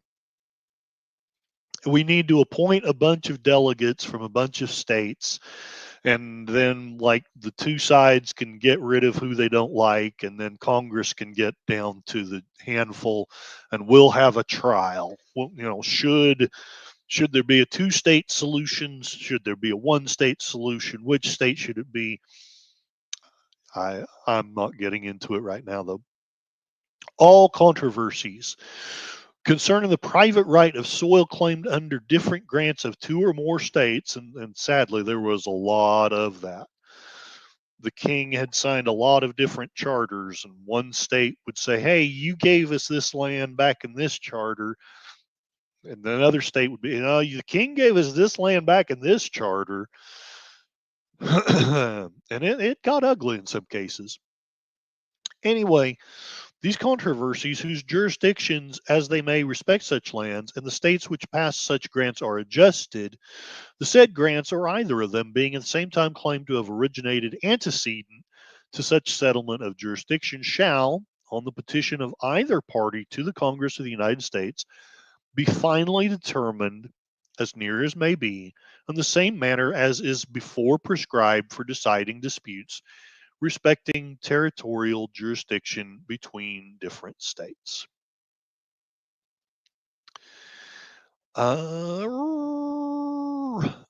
Yay! Yes, Lizzie. Correct. The Constitution is what we're talking about. Israel. I'm not saying it's not important. I'm not saying it's not a subject that is very close, and even within my own heart, I have lots of split thinking about it. But I do find myself more and more gravitating to a particular side.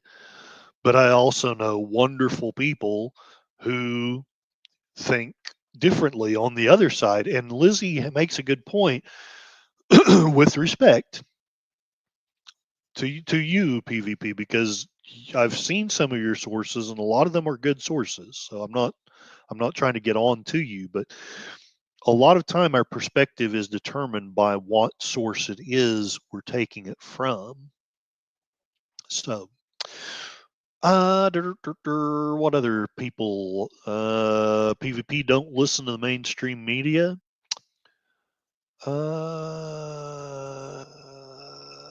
Okay, I'm going to read this one, just not to fan the flames, but because I think it's a point that Enigma would appreciate having shared. I don't disagree with your statements on PvP or the situation, nor his position on the failing governments. However, I would suggest not assuming I am generalizing and reading what was said, but not mad. Well, that's fine. Let's go ahead and do that. Maybe I shouldn't cave so quickly, but this isn't the subject. I hope that none of this makes either side upset in any way. But we'll go ahead and read some of these. If I can get back to where it was. Okay, I'm going to start here. I'm not going to read all of them, but I'll try to read some of the later statements. Okay, so the majority of Canadians chose what they chose. I know things are hard. You could move if you desired to. PvP, some Canadians voted for the corrupt government. Many millions of us voted conservative. If your government went commie, where would you move to? So I know I read that one, and that's a tough one to me, because I really feel like if the United States did turn truly communist, I mean, Lizzie says that we could go to Australia, so I'll give her that just for argument's sake. But other than Australia, I don't know where I would go. I really don't think there would be. Some of the Latin America countries are making some strong turnarounds. Maybe I would pick one of those. So this is where I stopped, was when PvP was saying you're bordering on being offensive. Enigma said he won't flip out. I knuckled under when our Roomba Biden president was in power. I'm hoping things work out now. I would potentially move to Texas. I suggest you move to Oklahoma because we need good teachers out here. But anyway, or possibly a different country. I would figure it out. Lizzie says Australia is good right now. Again, I'm not there, so I'm going to take her word for it. If y'all want to debate it, that's fine, but I'm going to take Lizzie's word for it that Australia is good at the moment. Then she talks about the earthquakes. Enigma PvP, you're always invited to come visit, man. I know you are advanced in age, but maybe your country can have minor miracle happen like ours. PvP, you just crossed the line. Oh, did I miss something? I've been a regular panel member on channels for years. I enjoy discussing things with others. You have now made a statement completely false. Lizzie says, you're welcome to come down to the island here. Check out the red sails and blue seas and wild animals. PvP, funny how others said don't like others' opinions when they don't like mine. Enigma Severus, Curtis has not been on you for years. This is YouTube. Relax. We aren't on an actual live discussion with demonstrating facts. I prefaced my statement with my personal views. PvP, saying I don't like other opinions is very personal.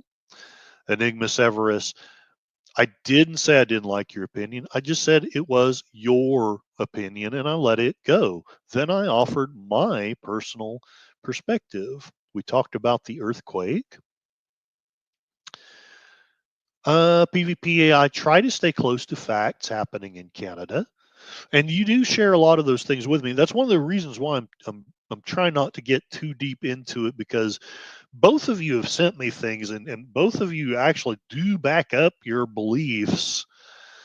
But it goes back to what I said, what Lizzie said, actually. One of you will have a source and it is a fairly strong source and it's backing up this side of it. The other one will have a source and it's a fairly strong source, but it's backing up this side of it. Americans can deal with their own stuff. All right, ending. I just offered my thought to Curtis on your PM and his personally. Did one of you send me a message?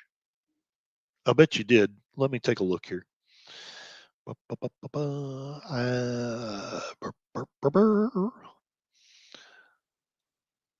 No, I don't see it, although it might be my phone has been doing weird things lately.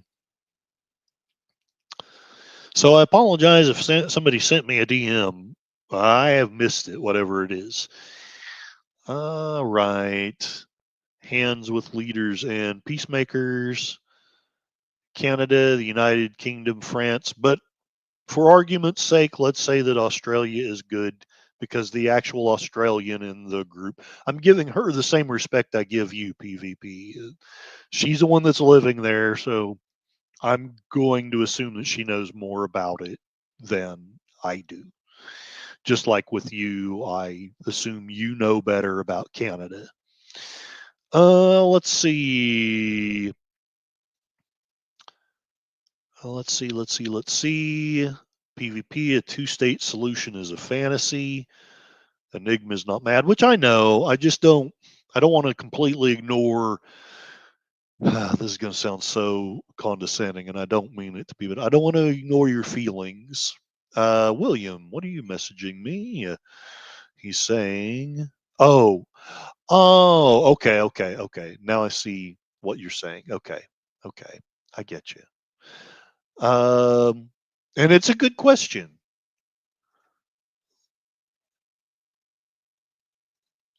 When are we going? Does Trump respect the Constitution? It's actually a great question, and even though I have my side on it, I do think it's a question that's open to some strong and solid debate. Real Way Nation Clips. Hi, hail and well met. I opened the can of worms. I'm reading the old the old Articles of Confederation,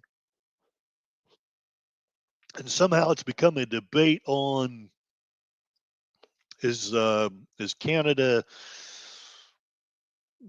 It became a debate about what's going on in Canada. Lizzie Armstrong, I'm usually food motivated in life as a general rule. Oh, thanks, Enigma. Now I'm hungry. Thanks a lot. Hello to Real Way Nation. I'm happy to let it go. Listen to what you were sharing. No worries. I can move on. It's perfectly fine. He's probably hinting that he wants me to move on. I'm going to try to get caught up in the comments, and then I'll go back to the articles. I'm almost done. I'm almost done with them.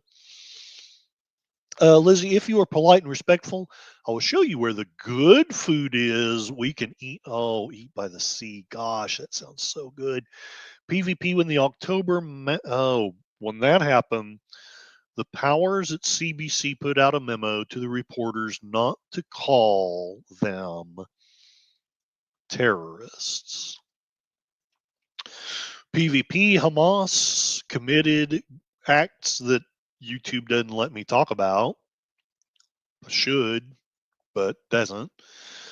CBC said don't call them terrorists. Lizzie, yes, we know it was on my birthday. I know the history back at least 3,000 years, but another time. It's 7:35 a.m. in Australia. We are in the past here. Yeah, not 3,000 years in the past, but yeah, we're talking about something that's over 250. No, math is hard. It's almost 250 years old.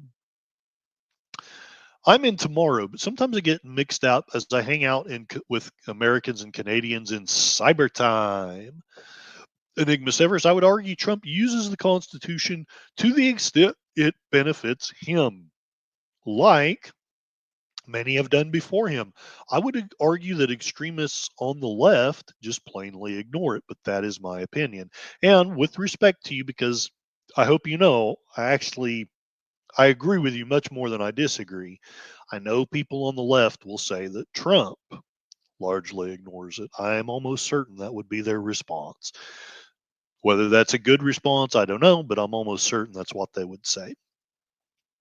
Lizzie, Enigma, many realities, one planet, coffee and croissants might be nice. Enigma, Lizzie, I have been respectful, so if you were insinuating I wasn't, I understand. Lizzie says, no, I was not at all. I'm always polite and positive. PvP, past, present, future, the internet has caused it. All right. So we're caught up in the chat. I hope I got all the comments said, the people wanted said. Thank you for being respectful of my decision, but also I'm okay with people disagreeing, and I won't always, but I try to take the audience into account. I don't want you to just think that I am above all of you and I'm so much smarter than all of you. I don't want that. I want you to know that your voice matters to me. Lizzie says, I have a bit of trouble with some trolls, so my comment goes to that. I'm a bit sad. I understand trolls. Ugh. And PvP, that's right. Gorilla is doing Back to the Future 3 tomorrow. I'm working tomorrow, but I'm hoping that the weather will cooperate and I can at least watch it when I get home. So let's get back to this Articles of Confederation, which the more I'm reading it, and then reading it out loud is really something useful to do, because a lot of these points don't really stick, at least not to me, when I just read it silently. I'd forgotten that weird formula that they use to try to make a fair trial between stuff going on with the states. The United States and Congress assembled shall also have the sole and exclusive right and power of regulating the alloy and value of coins struck by their own authority or by that of the respective states. Not confusingly written at all. Fixing the standards of weights and measures throughout the United States, regulating the trade and managing all affairs with the Indians, not members of any of the states, provided that the legislative right of any state within its own limits be not infringed or violated. This is probably how you guys feel when I'm talking. Establishing and regulating post offices from one state to another throughout all the United States, and exacting such postage on the papers passing through the same as may be requisite to defray the expenses of the said office.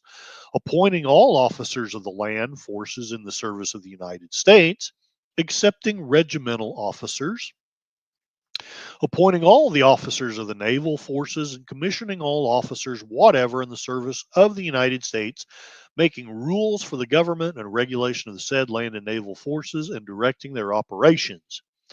I would be very curious to know what George Washington thought of that paragraph, because it sounds like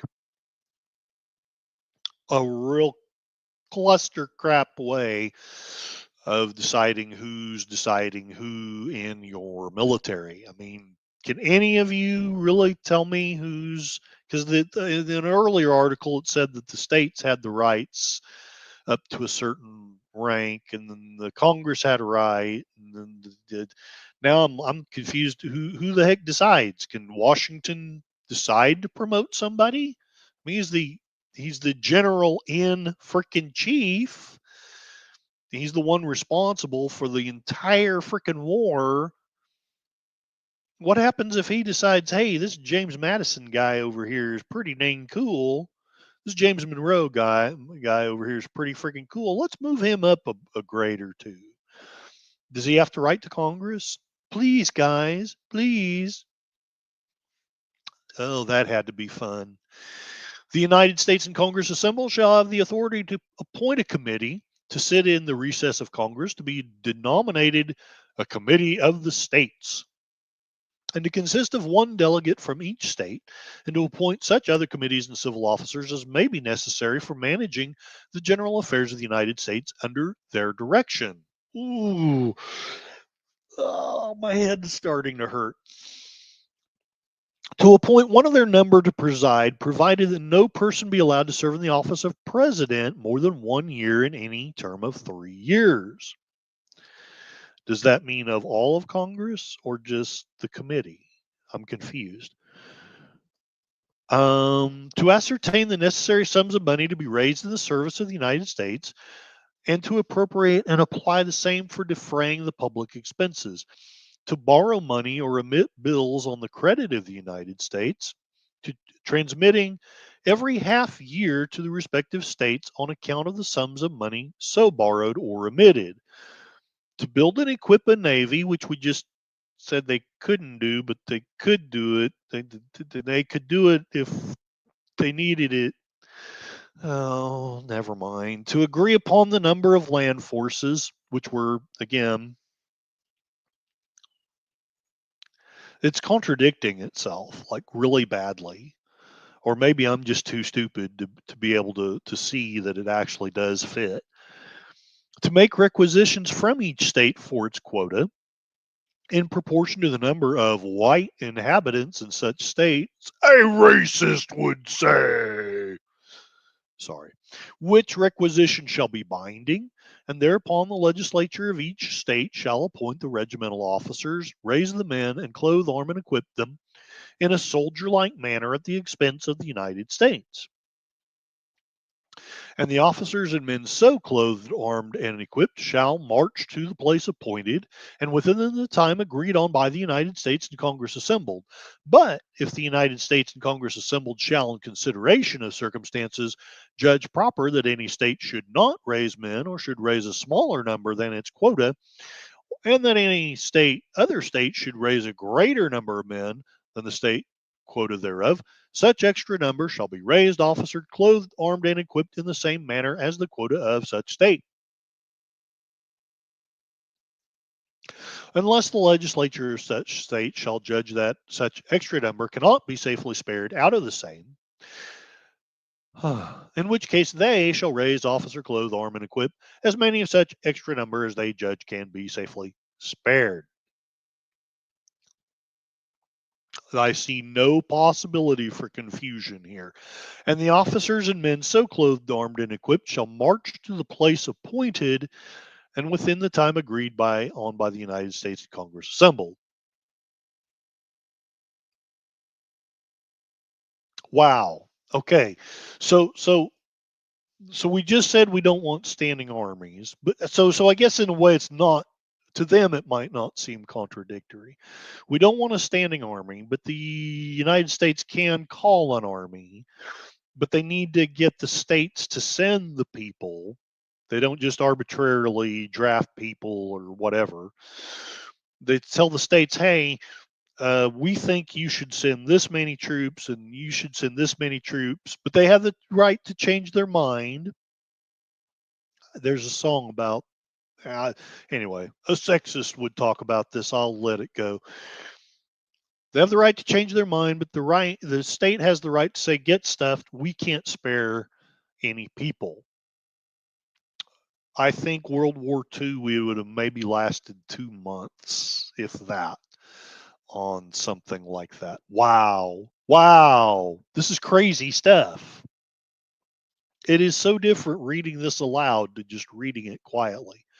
Okay, so Enigma Severus, back to the comments. Correct. It's understandable. If Trump is ignoring the Constitution, then I would look for the source of their position as to why. Usually, but not always. Usually, those who argue that, those who argue Trump is ignoring the Constitution usually don't have the evidence. However, it might come down to entitlement and what they believe they deserve. Let's see what the message here is. No, I understand, William. I do. I understand both sides here. I'm trying to be respectful to everybody, but yeah. So wow, we've got Lizzie Armstrong playing catch up. I just woke up from a cold night. Oh, uh, it's sad that it's cold over there. You should come to Oklahoma. PvP. Yes, you're seeing why I actually kind of hesitated on doing this series. Gorillas was the first one to bring it up. My friend Whiskey Flats was the second one. This can be painfully dry. And another person had advised me that people don't like to think. So I will be surprised if this gets very many views. But I hope and think it's worth the effort, at least in this community.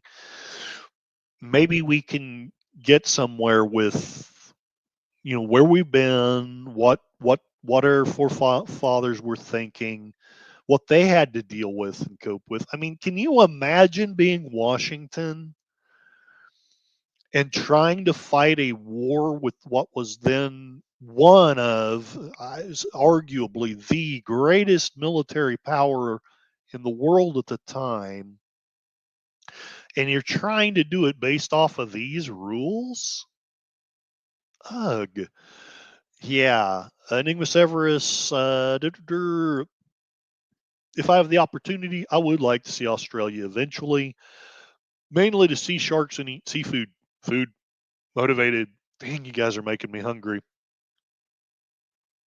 PvP, Curtis is probably the only guy that's read this in years. And it's been years. Well, it's been at least a couple of years. The last time I read it, I had a copy of it in my copy of the Federalist Papers, and I read it then. But I read it quietly to myself. And I'm seeing now that a lot of this stuff really didn't sink in. That I kind of let my mind just glaze over. And wow. Um, yeah, lovely. Let's go. Let's let's forget this whole Constitution thing. Let's go to Australia and eat seafood.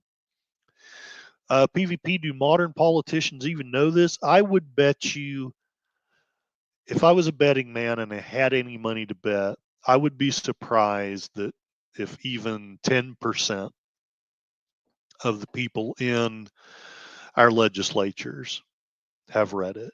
I hope and I want to believe that more people on Trump's cabinet than cabinets in the past have probably read it, but I would still be surprised if even 1 in 5 of his cabinet members have read it. And I almost guarantee that less than half of them have read it in the last 2 years. And I'm talking about the Federalist, the Articles of Confederation. It's less necessary to read it than the Constitution. My whole point is I think it gives us a lot better understanding of our Constitution if we know what the crap they were dealing with before. Lizzie PvP, it's nice listening to Curtis, being with you all. I'm a bit late this morning. Usually I'm up at 4 a.m., but she was cold, and that's as far as I'm going to go with that one. PvP, Washington did own slaves. Yes, he did. Thomas Jefferson owned slaves. I'm trying to think who else. I mean, several, like most of the Virginia and Southern delegates, like General Lee's grandfather, the one that was in the Congress. I'm forgetting his first name, but Lee owned slaves. I had exactly to as far as I can research, I had exactly and only one ancestor who owned exactly and only one slave. But if you listen to a certain ideology, I deserve to be punished for the rest of my life because a guy 250 years ago owned one slave. Okay. Was it bad that he owned a slave? Yes. Am I proud of that he owned a slave? No. But I'm also not going to go, oh my gosh, he's so terrible. I'm going to blot him from my family history, and I'm going to absolutely excoriate him, even though he also survived Valley Forge and fought for our country. I'm going to ignore all that and just focus on the fact that he owned a slave. Lizzie Armstrong, I think they should all sit in a room until they have read all the necessary docs to prepare for governance, all of them everywhere. Right on. I know what you meant. PvP ate beef jerky yesterday. It was good. Lizzie, Oklahoma, I'd love to visit, though. I'm afraid of flying. I understand. I love to fly, or I used to before, 9/11. PvP, I love your boring streams about ancient documents. Good. I hope you do. Lizzie, pleasant, nice. They do jerky here. I love beef jerky. I almost bought some yesterday. Instead, I got a cheeseburger. We won't talk too much about that. The Canadian Charter of Rights and Freedoms is being ignored here, right? And look, it's okay that they ignore the Articles of Confederation because that's the old. The Constitution is what we should be looking at now. I only look at this because that way we know where we've been, we know why we changed it, things of that nature. And two more comments. PvP, I'm sorry to hear that. I love Canada. I danced in Toronto when I was there. I would love to I would love a red and white hoodie with a maple leaf on it. Her birthday is October 7th. Nice. Lizzie, your thoughts are adorable. PvP. All righty. I'm going to take a look. We still need 4 super chats of any size. The goal ends in about 14 minutes, and I'll sing the national anthem. But anyway, don't stress about it. I know we're not made of money and things like that. But if we get 4 super chats of any size, they can be just a 99-cent thing. I'll sing the national anthem or whatever you guys would want me to sing. Let me know in the chats. The Canadian Charter came into being in the 80s, and I want to say was not written, maybe not written by Queen Elizabeth, but it basically came into effect because she signed it. Am I correct on that, or was there more to it? I am like an American. I know more about what we did than what you guys did. So, all right, we're so close to done with this thing. But Article 11, you'll be very interested in Article 11 PvP. So stick around for at least 4 more paragraphs. The United States and Congress assembled shall never engage in a war, nor grant letters of marque and reprisal in time of peace. So, by the old way, they would never engage in war unless we were either attacked or we declared it. That's what I think this is saying. Nor enter into any treaties or alliances, nor coin money, nor regulate the value thereof, nor ascertain the sums and expenses necessary for the defense and welfare of the United States, or any of them. Nor emit bills, nor borrow money on the credit of the United States, nor appropriate money, nor agree upon the number of vessels of war to be built or purchased, or the number of land or sea forces to be raised, nor appoint a commander-in-chief of the Army or Navy unless 9 states assent to the same. So just imagine, I'll keep the math overly simple. You need 40 states to agree that we're going to attack Iran. We need 40 states to agree that we're going to enter into a treaty with Ukraine and Russia. We need 40 states to agree that we're going to print money or regulate the value of it.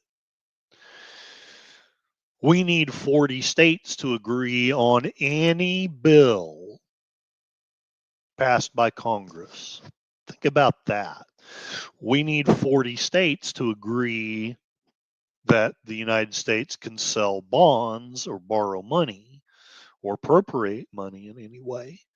We need 40 states to agree on the number of war vessels to be built or the number in the military. We need 40 states to agree who the commander-in-chief is. Could you imagine even living in peace under that, let alone trying to fight a revolution? Nor shall a question on any other point except for adjourning from day to day be determined unless by the votes of a majority of the United States and Congress assembled. Wow. Wow. Wow, wow, wow. Lizzie Armstrong, my degree is in international politics, long family history, and human rights. It does sometimes make me a bit intense. Yeah, I get that. I do. Thank you for your compliment, PvP. And PvP liberals have violated it recently. Thank you. And I think you're talking about the Canadian Charter. I think. Oh, all righty. Elbows up, Canada. Elbows up. Oh yeah, and I have a poll. I think most of you probably voted in it. 78% of you, so except for 2 people, everybody has voted that we don't need another constitutional convention. Somebody has voted yes. I would be curious if you have the courage. I understand if you don't, but if you have the courage, whoever you were, please let me know in the chat why you think we need another constitutional convention. I'm not saying you're wrong. I'm just curious to know what your thoughts are on why we need another constitutional convention. And I voted that we need a government by tired blogger. That's what we really need. Heck with this Constitution stuff. Just do what Curtis says and everything will be great.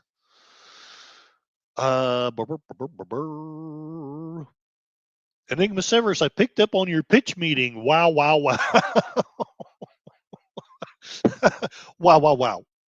Wow. Lizzie Armstrong. Enigma, hope all is going well. You smiling, though it's early in the day. My old cat Stormy, 18 years old, is a little better. After all, good wishes. Thank you so much. Enigma Severus, Lizzie Armstrong, eating dinner and listening. Thank you, Lizzie. I am. Yes, Enigma has done a great job with losing weight. I was doing okay, but then I lost steam when I got laid off. 24 fast tomorrow, 24-hour fast. I'm holding strong at 188.5 pounds. Last time I weighed myself, I was 198. So you've done very well, Enigma. Very, very well. I need to take some notes from you. And you even told me how to do it, but I've not done it. Enigma, tourism is our biggest trade. I'm going for a job. I've created cultural ambassador to the Pacific. Awesome. All right, let's see if we can get through these articles. Article 10. The committee of the states, or any 9 of them, shall be authorized to execute in the recess of Congress such of the powers of Congress as the United States and Congress assembled by the consent of 9 states shall from time to time think expedient to vest them with, provided that no power be delegated to the said committee for the exercise of which, by the Articles of Confederation, the voice of 9 states in the Congress of the United States assembled is requisite. Wow. Can somebody even tell me what that means? So 9 states, basically, if I'm understanding this right, 9 states can just about do whatever the heck they want, which might be why they decided the Constitution had to be ratified by 9 states. That makes sense. So 9 states, they can do just about whatever they want. But less than 9 states, no. Don't do nothing. Don't pay the troops, don't pay Washington. just let everything go to crap. Article 11. To me, the second most important article in the entire thing, the most important being that they named the country. Article 11. Canada, acceding to this confederation and joining in the measures of the United States, shall be admitted into and entitled to all the advantages of this union, but no other colony shall be admitted into the same unless such admission be agreed to by 9 states. So, I'm guessing what that means is any part of Canada by this can join whenever it wants, but anyone else, we need 9 of the states to agree. Enigma Severus, cultural to the Pacific, like the blue whales and sharkies. Your job title sounds pretty sophisticated. I'm only certified to argue. What is that? Oh. Cool. Somebody is showing me a cicada. He's watching the stream. Let's see if I am smart enough to get my camera going. See? It is a cicada. Cicada. He's watching the stream, guys. And Cassie, what are you doing? There she is. Cassie's thinking it's a T-R-E-A-T. It's not a T-R-E-A-T. Anyway. All right. Let's get back to boring cultural stuff. I don't know. What? Get back to your stream. Okay, fine. Okay, so we're nearly done. I was hoping that PvP would have something to say about Canada. Hey, cool lizard, I think. Cassie does need hugs. She really does. She needs treats. Let's get her back on the stream for just a second and make sure she gets a treat. She did all the heavy lifting on this stream. Oh, crap. Ah! Okay, that was really, really silly and useless. Ah! There are reasons why I rarely use the camera. Cassie's about the only cool thing to really show anyway. Lizzie Armstrong, Enigma, interesting. Dr. Wheel talks about separating certain foods to help with metabolism. I was going to post on my channel, but put James Webb photos links up instead. Right on. Oh, come on, PvP, you surely got something to say about Canada can always join whenever they want. All right. Article 13, we're almost there. Article 12, I mean. All bills of credit emitted, monies borrowed, and debts contracted by or under the authority of Congress before the assembling of the United States in pursuance of the present Confederation shall be deemed and considered as a charge against the United States. For payment and satisfaction whereof the said United States and the public faith are hereby solemnly pledged. So basically, whatever debts we had incurred, we're going to honor them. We're going to do it. We're going to pay the troops, even though we've got no real way to do it, but we're going to pay it. We're going to pay it. Article 13, the end of it, thank God.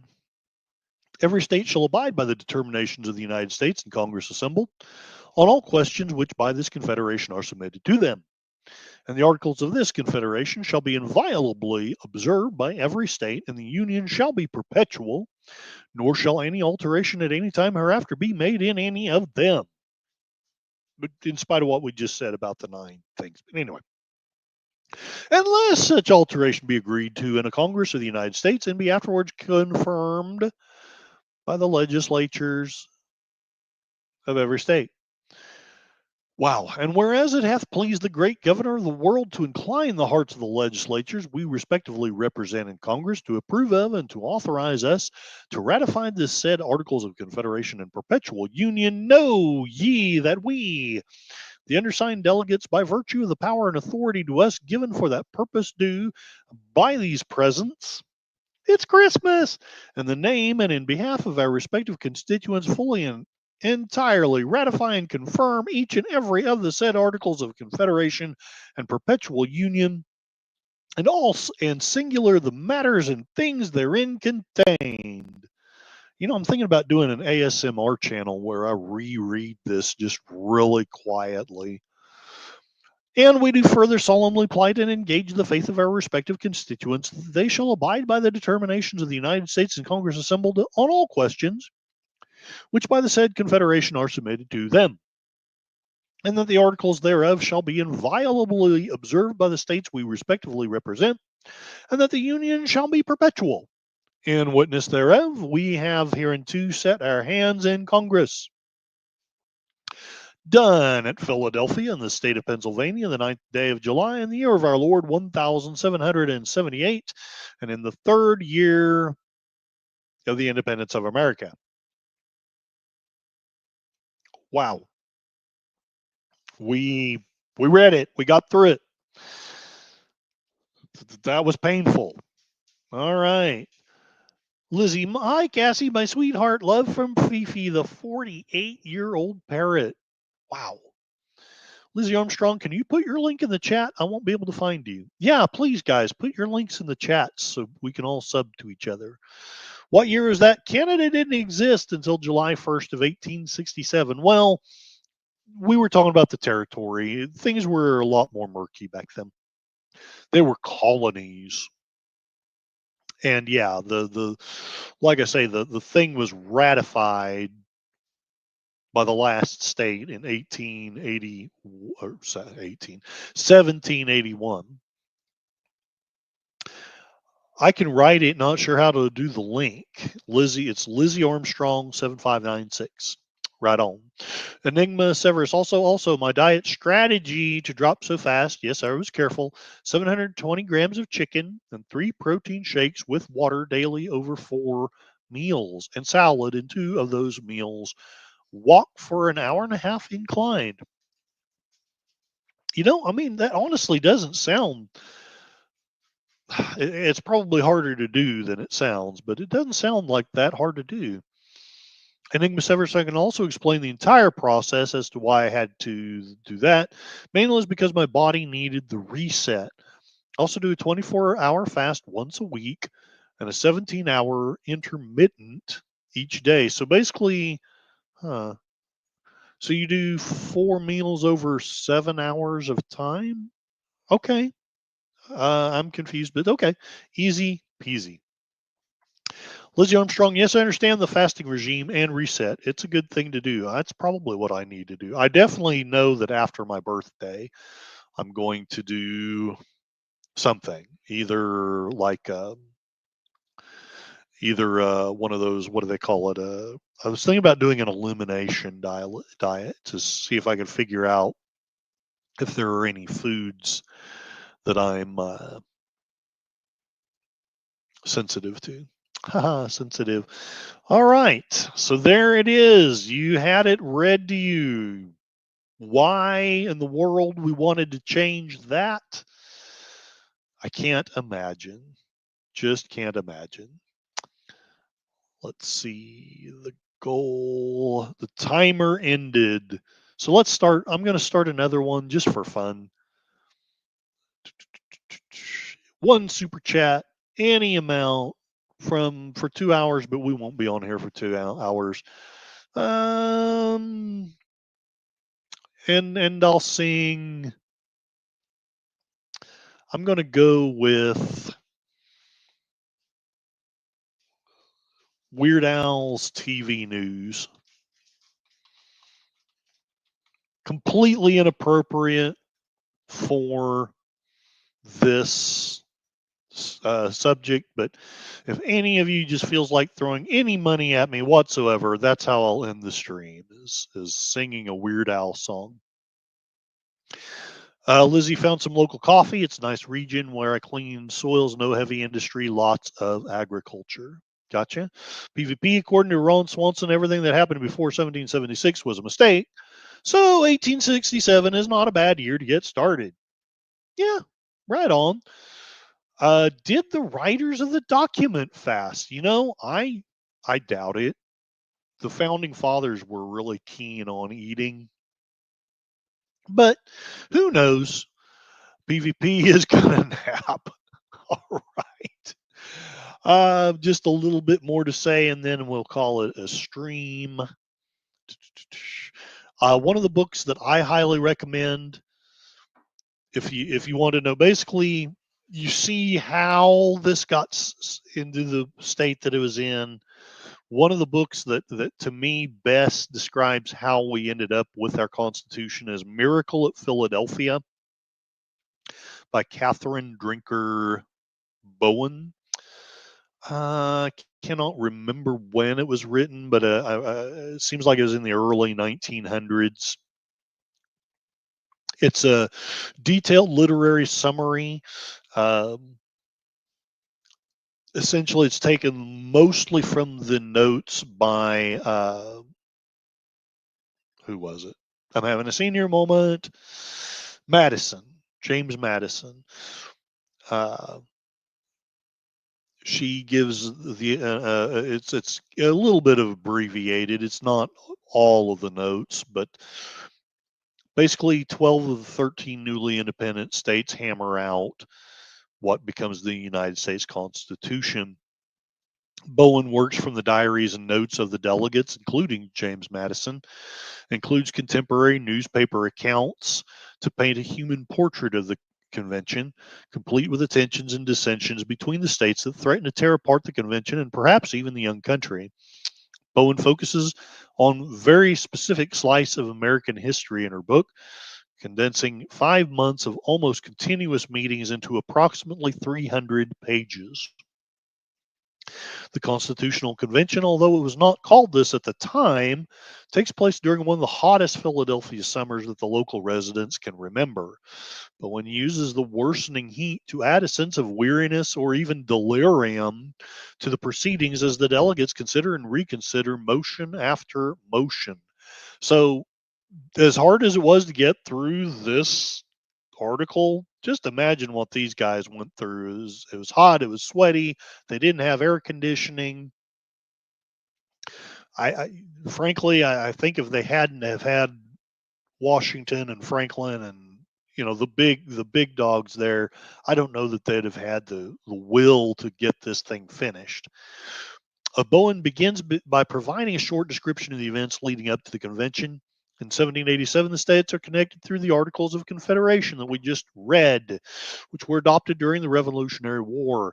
These articles provide for Congress with representatives from all the states. The Congress is in session in New York as the convention opens. The Articles of Confederation have been found to be ineffective. I can't imagine why after reading that. Congress calls for a convention of the 13 states to meet and propose modifications to the articles. What the convention produces, however, based largely on a proposal brought by the delegation from Virginia, is a completely new constitution that outlines a national government that is apart from and above the individual states. You notice that the Articles of Confederation literally bent over backward to make it so that the states were very largely their own independent countries. And they essentially realized, yeah, we made it through the Revolutionary War, but we're not making it through another major war with something like this. When Washington and Franklin and Adams and all that generation passes away, if it hasn't already, this is going to just descend into chaos. George Washington sits as the president of the convention, which opens in May of 1787. Other well-known names are also present: Ben Franklin, Alexander Hamilton, the guy from the musical, James Madison, and George Mason, not to be confused with the actor. Bowen provides brief background information on these and other prominent delegates.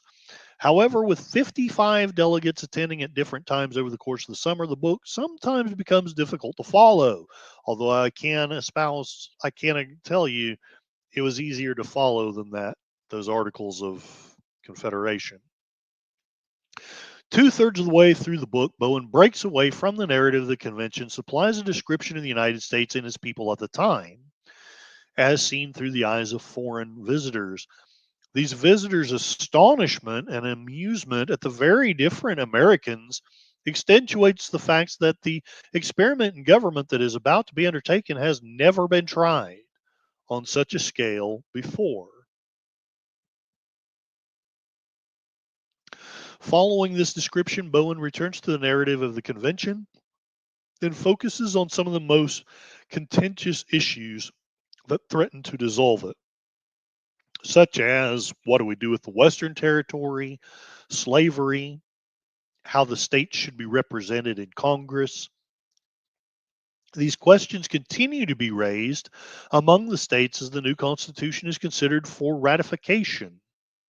And that's basically what the Federalist and Anti-Federalist papers are about, is the debate over whether this is a smart thing to do or not. Bowen ends her narrative with the ratification of the new Constitution. It is a bit dry, although I can assure you it's not nearly as dry as what we went through. All right, Lady V. Austinese is sending me a heart. God bless you. Thank you for being here. I hope you are doing well. Lady V missed all the emotional fun, and I ate dinner too, which I need to eat supper here in a bit. Sounds tasty. Lady V, what have you been doing today? Hellos to Lady V. Living life at Enigmas Everest, the good, the bad. How about you? And Gorillas, hey, keep it down. You're interrupting mine and Papa Gorilla's drinking. Right on. Hell and well met, Gorillas. I hope you are doing well. Enigmas Everest, Lady V. Austinese. I had to get gas, talk to the coworker about drama at our school. I'm a teacher. Spoke with my lifelong buddy in Kentucky, and I did my workout this morning. Lady V, currently to watch The Mentalist tonight. I may go through a new show. I think Wednesday, season 2 came out as well. So there it is. We talked about the Articles of Confederation. When I get back, I don't intend to read the entire Constitution in one sitting like I did with the Articles, but I wanted to maybe talk a little bit about that convention, just a little, and maybe see if we can get through the first article and talk about the actual Constitution itself. So, all right. Great plans and vibes. So let's see. All right, I'm not going to worry about any of these goals. So the poll ended up with 20% voted that we do need another constitutional convention. So the 2 out of the 10 of us. 7 of you believe that no, we don't need another constitutional convention. And with tongue very firmly planted in my cheek, I voted for government by tired bloggers is the best. So I am completely alone in my opinion that tired blogging would make the best government. But nobody, and I'm very interested in this, not a single person voted that why bother, we're a dictatorship. So there's actually hope in that, I think. But 2 of us did think that we do, in fact, need another constitutional convention. It's not necessarily means that they're criticizing the Constitution, but maybe like me, some you may feel that some things need to be a little better codified in our system. All right, Lizzie Armstrong. Love our Simon and the Mentalist. He's done a lot for our film industry since he has been home. He has done a few films and books from writer Tim Winton. Right on. Oh, yeah. Oh, that, yeah. Love is what you meant. Right on. Let's call it a stream. We learned about the Articles of Confederation and bored the crap out of all of our friends. So my job here is done. I didn't convince all of you to turn the government over to me, but hopefully you've learned a little bit about why the founding fathers felt the Constitution was necessary. My only comment in the chat, part of my evil plan to make a dictatorship by tired blogging. I failed miserably, but that's okay. Welcome and thank you, and ahoy, Accounting Sheep, who was the one person that sent a super chat or super chat, $1. Thank you very much. Please check out his channel. He's got some wonderful poetry, wonderful music. So please check him out. Connie Cleary, the faithful bird woman of YouTube, she was here while taking care of those animals at the store. So please check out her content as well. She's got those wonderful bird videos. She also has Fluff Chick Productions, where she has more crafty videos. She works with Dino and his channel. Very wonderful channel if you haven't checked that one out. Dino's got horror movies, late night radio shows, all kinds of cool stuff.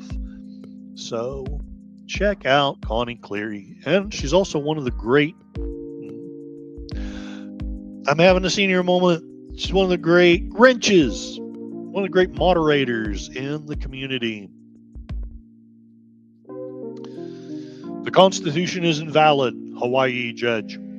Enigma Severus, also please check out this wonderful creator. He's got some tribute videos, he's got some movie reviews. He also has a channel where he teaches you how to speak Spanish. If I was smart enough, I would go over there instead of just constantly repeating Yo quiero Taco Bell. But please check out Enigma Severus's content.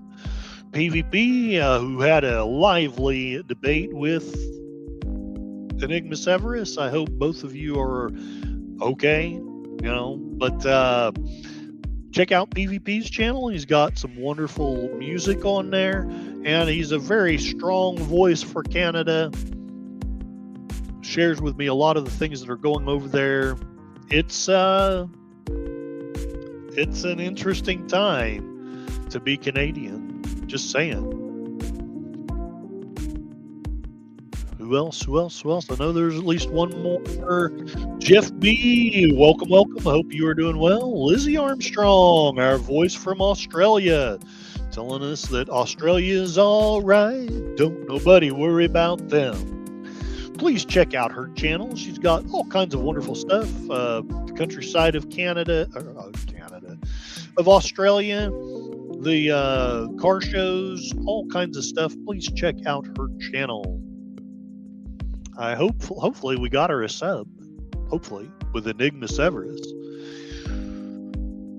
I know there's at least one more. There's at least one more that's down here. Scrolling. Keep them doggies rolling. Boom, boom, boom, boom, boom. The Canadian Prime Minister and his personality, and why the Canadian Prime Minister is acting like an ass. You both had different views on the what, but you both agree with the crux of it. You both agree the Canadian Prime Minister is not great and is kind of a big dodo head. You just had very different takes on how that comes to be. Real White Nation Gaming Clips, please check out this wonderful creator as well. All those gaming clips and things. He often co-streams with Troy Pacelli, who I interviewed the other day. On that note, I need to get with Mikey Susie 4. He's interviewing me on Wednesday. Scooby dooby doo. It was 7:35 a.m. there, so I'm guessing maybe about 8:30 in the morning now. Scooby doo.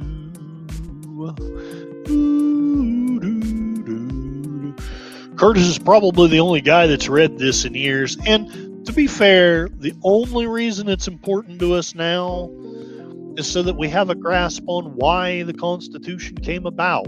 That is literally the only purpose that makes that document relevant. We can also see the struggles, things that they were trying to accomplish and failed to accomplish, and arguably did accomplish, arguably. I know some very smart people who think that the Constitution really wasn't a great idea. Lady V. Austinese, please check out her channel. She's got some really fun gaming videos and things. Please check her out. I know her channel is growing. I love this community. And on that note, Gorilla's Random Thoughts. The guy who designed my theme, check out his channel. He's got those cigar lounges. He's got Walton's reviews of other movies, his Sunday night movie, which I believe is going to be Back to the Future 3. I am working tomorrow, but I'm hoping that I am off in time to see most of that movie. And if the storms just don't roll in, I will be happy to watch and give my crazy review that I hope is entertaining and not annoying.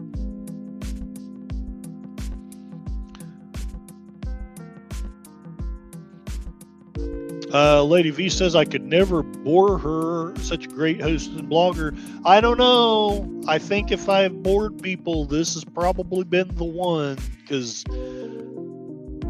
I love our founding fathers. I love American history, but I got to tell you, those Articles of Confederation, those were hard to read. They were just, it was badly written. It was a confusing mess of who's supposed to do what. It really makes you understand why, if we were going to continue as a country, we needed to do something. You can, if you want to argue, and I don't think you would, Lady V, but man, maybe you would. I don't know, but maybe we didn't need a constitution, but we needed to do something. Connie's birdies warm my heart so much. I love our birds. They're so sweet. We all love the birds. Enigma Severus, I'm distraught. My tiny heart wants more food. All is well. I will learn from today. Lady V, exciting lineup with some amazing creators. Indeed. Lizzie Armstrong, my Scottish-Irish ancestry, I think about food all the time. I love food. I do too. I'm hungry right now. I'm trying to figure out what I want to eat. Connie is busy around the clock, and we love her spirit. Amen. Lady V loves evening storms. I do too. Anyway, I'll leave that thought to myself. Lady V, the old laws were righteous but not enforced. There's some truth to that. Lizzie Armstrong, we're out of fresh water. We leave fresh water out for the wild kangaroos, birds, and company, I guess. I don't know. Lady V, I'm stuffing my face with pineapple fried rice. Oh, God, that sounds good. I got to look in the fridge. I don't know if you'd heard, Lady V, I've been laid off, so I've got to kind of... I have a little money. I probably could eat out, but it probably shouldn't. Anyway, we shall see. So I guess I will sign off with something kind of like a bastardized version of my old sign off. It's been said that life is pain, and anyone telling you otherwise is trying to sell you something. I, in fact, am trying to sell you on something. I was trying to sell you on the idea that I could sing a Weird Al TV news song. But the truth is, more important than any of that, I want to sell you on the idea that freedom is better than slavery. That, I don't even remember my old thing now. But basically, freedom is better than slavery. And, wow, I am having a senior moment. But basically, cutting to the chase, you are smart enough, righteous enough, moral enough to run your own damn life. You don't need big governments or big corporations telling you how to live your life. So there it is. I've completely forgotten it. I'm really having a bad senior moment. Lady V, that sounds like a great panda here in Georgia. Lady V made mine at home. Can't handle the MSG in takeout. Yes, Lizzie, I have a part-time job, but I need to get, I don't know. I need to get a full-time job pretty soon. Either that or, y'all send me lots of big super chats. So there it is. Pineapple fried rice, teriyaki chicken, more chicken, egg rolls. God, that sounds good. The Chinese restaurant's closed unless I drive to Ponca City. Anyway, y'all have a wonderful evening. Hope we learned a little bit of something. Hopefully we haven't upset each other with our disagreements, because the irony is, at the core, I think we do agree on most of the things that are really important. And as John Ponerero would say, if he were here, spoon! Thank you, and have a wonderful evening. Eat more chicken.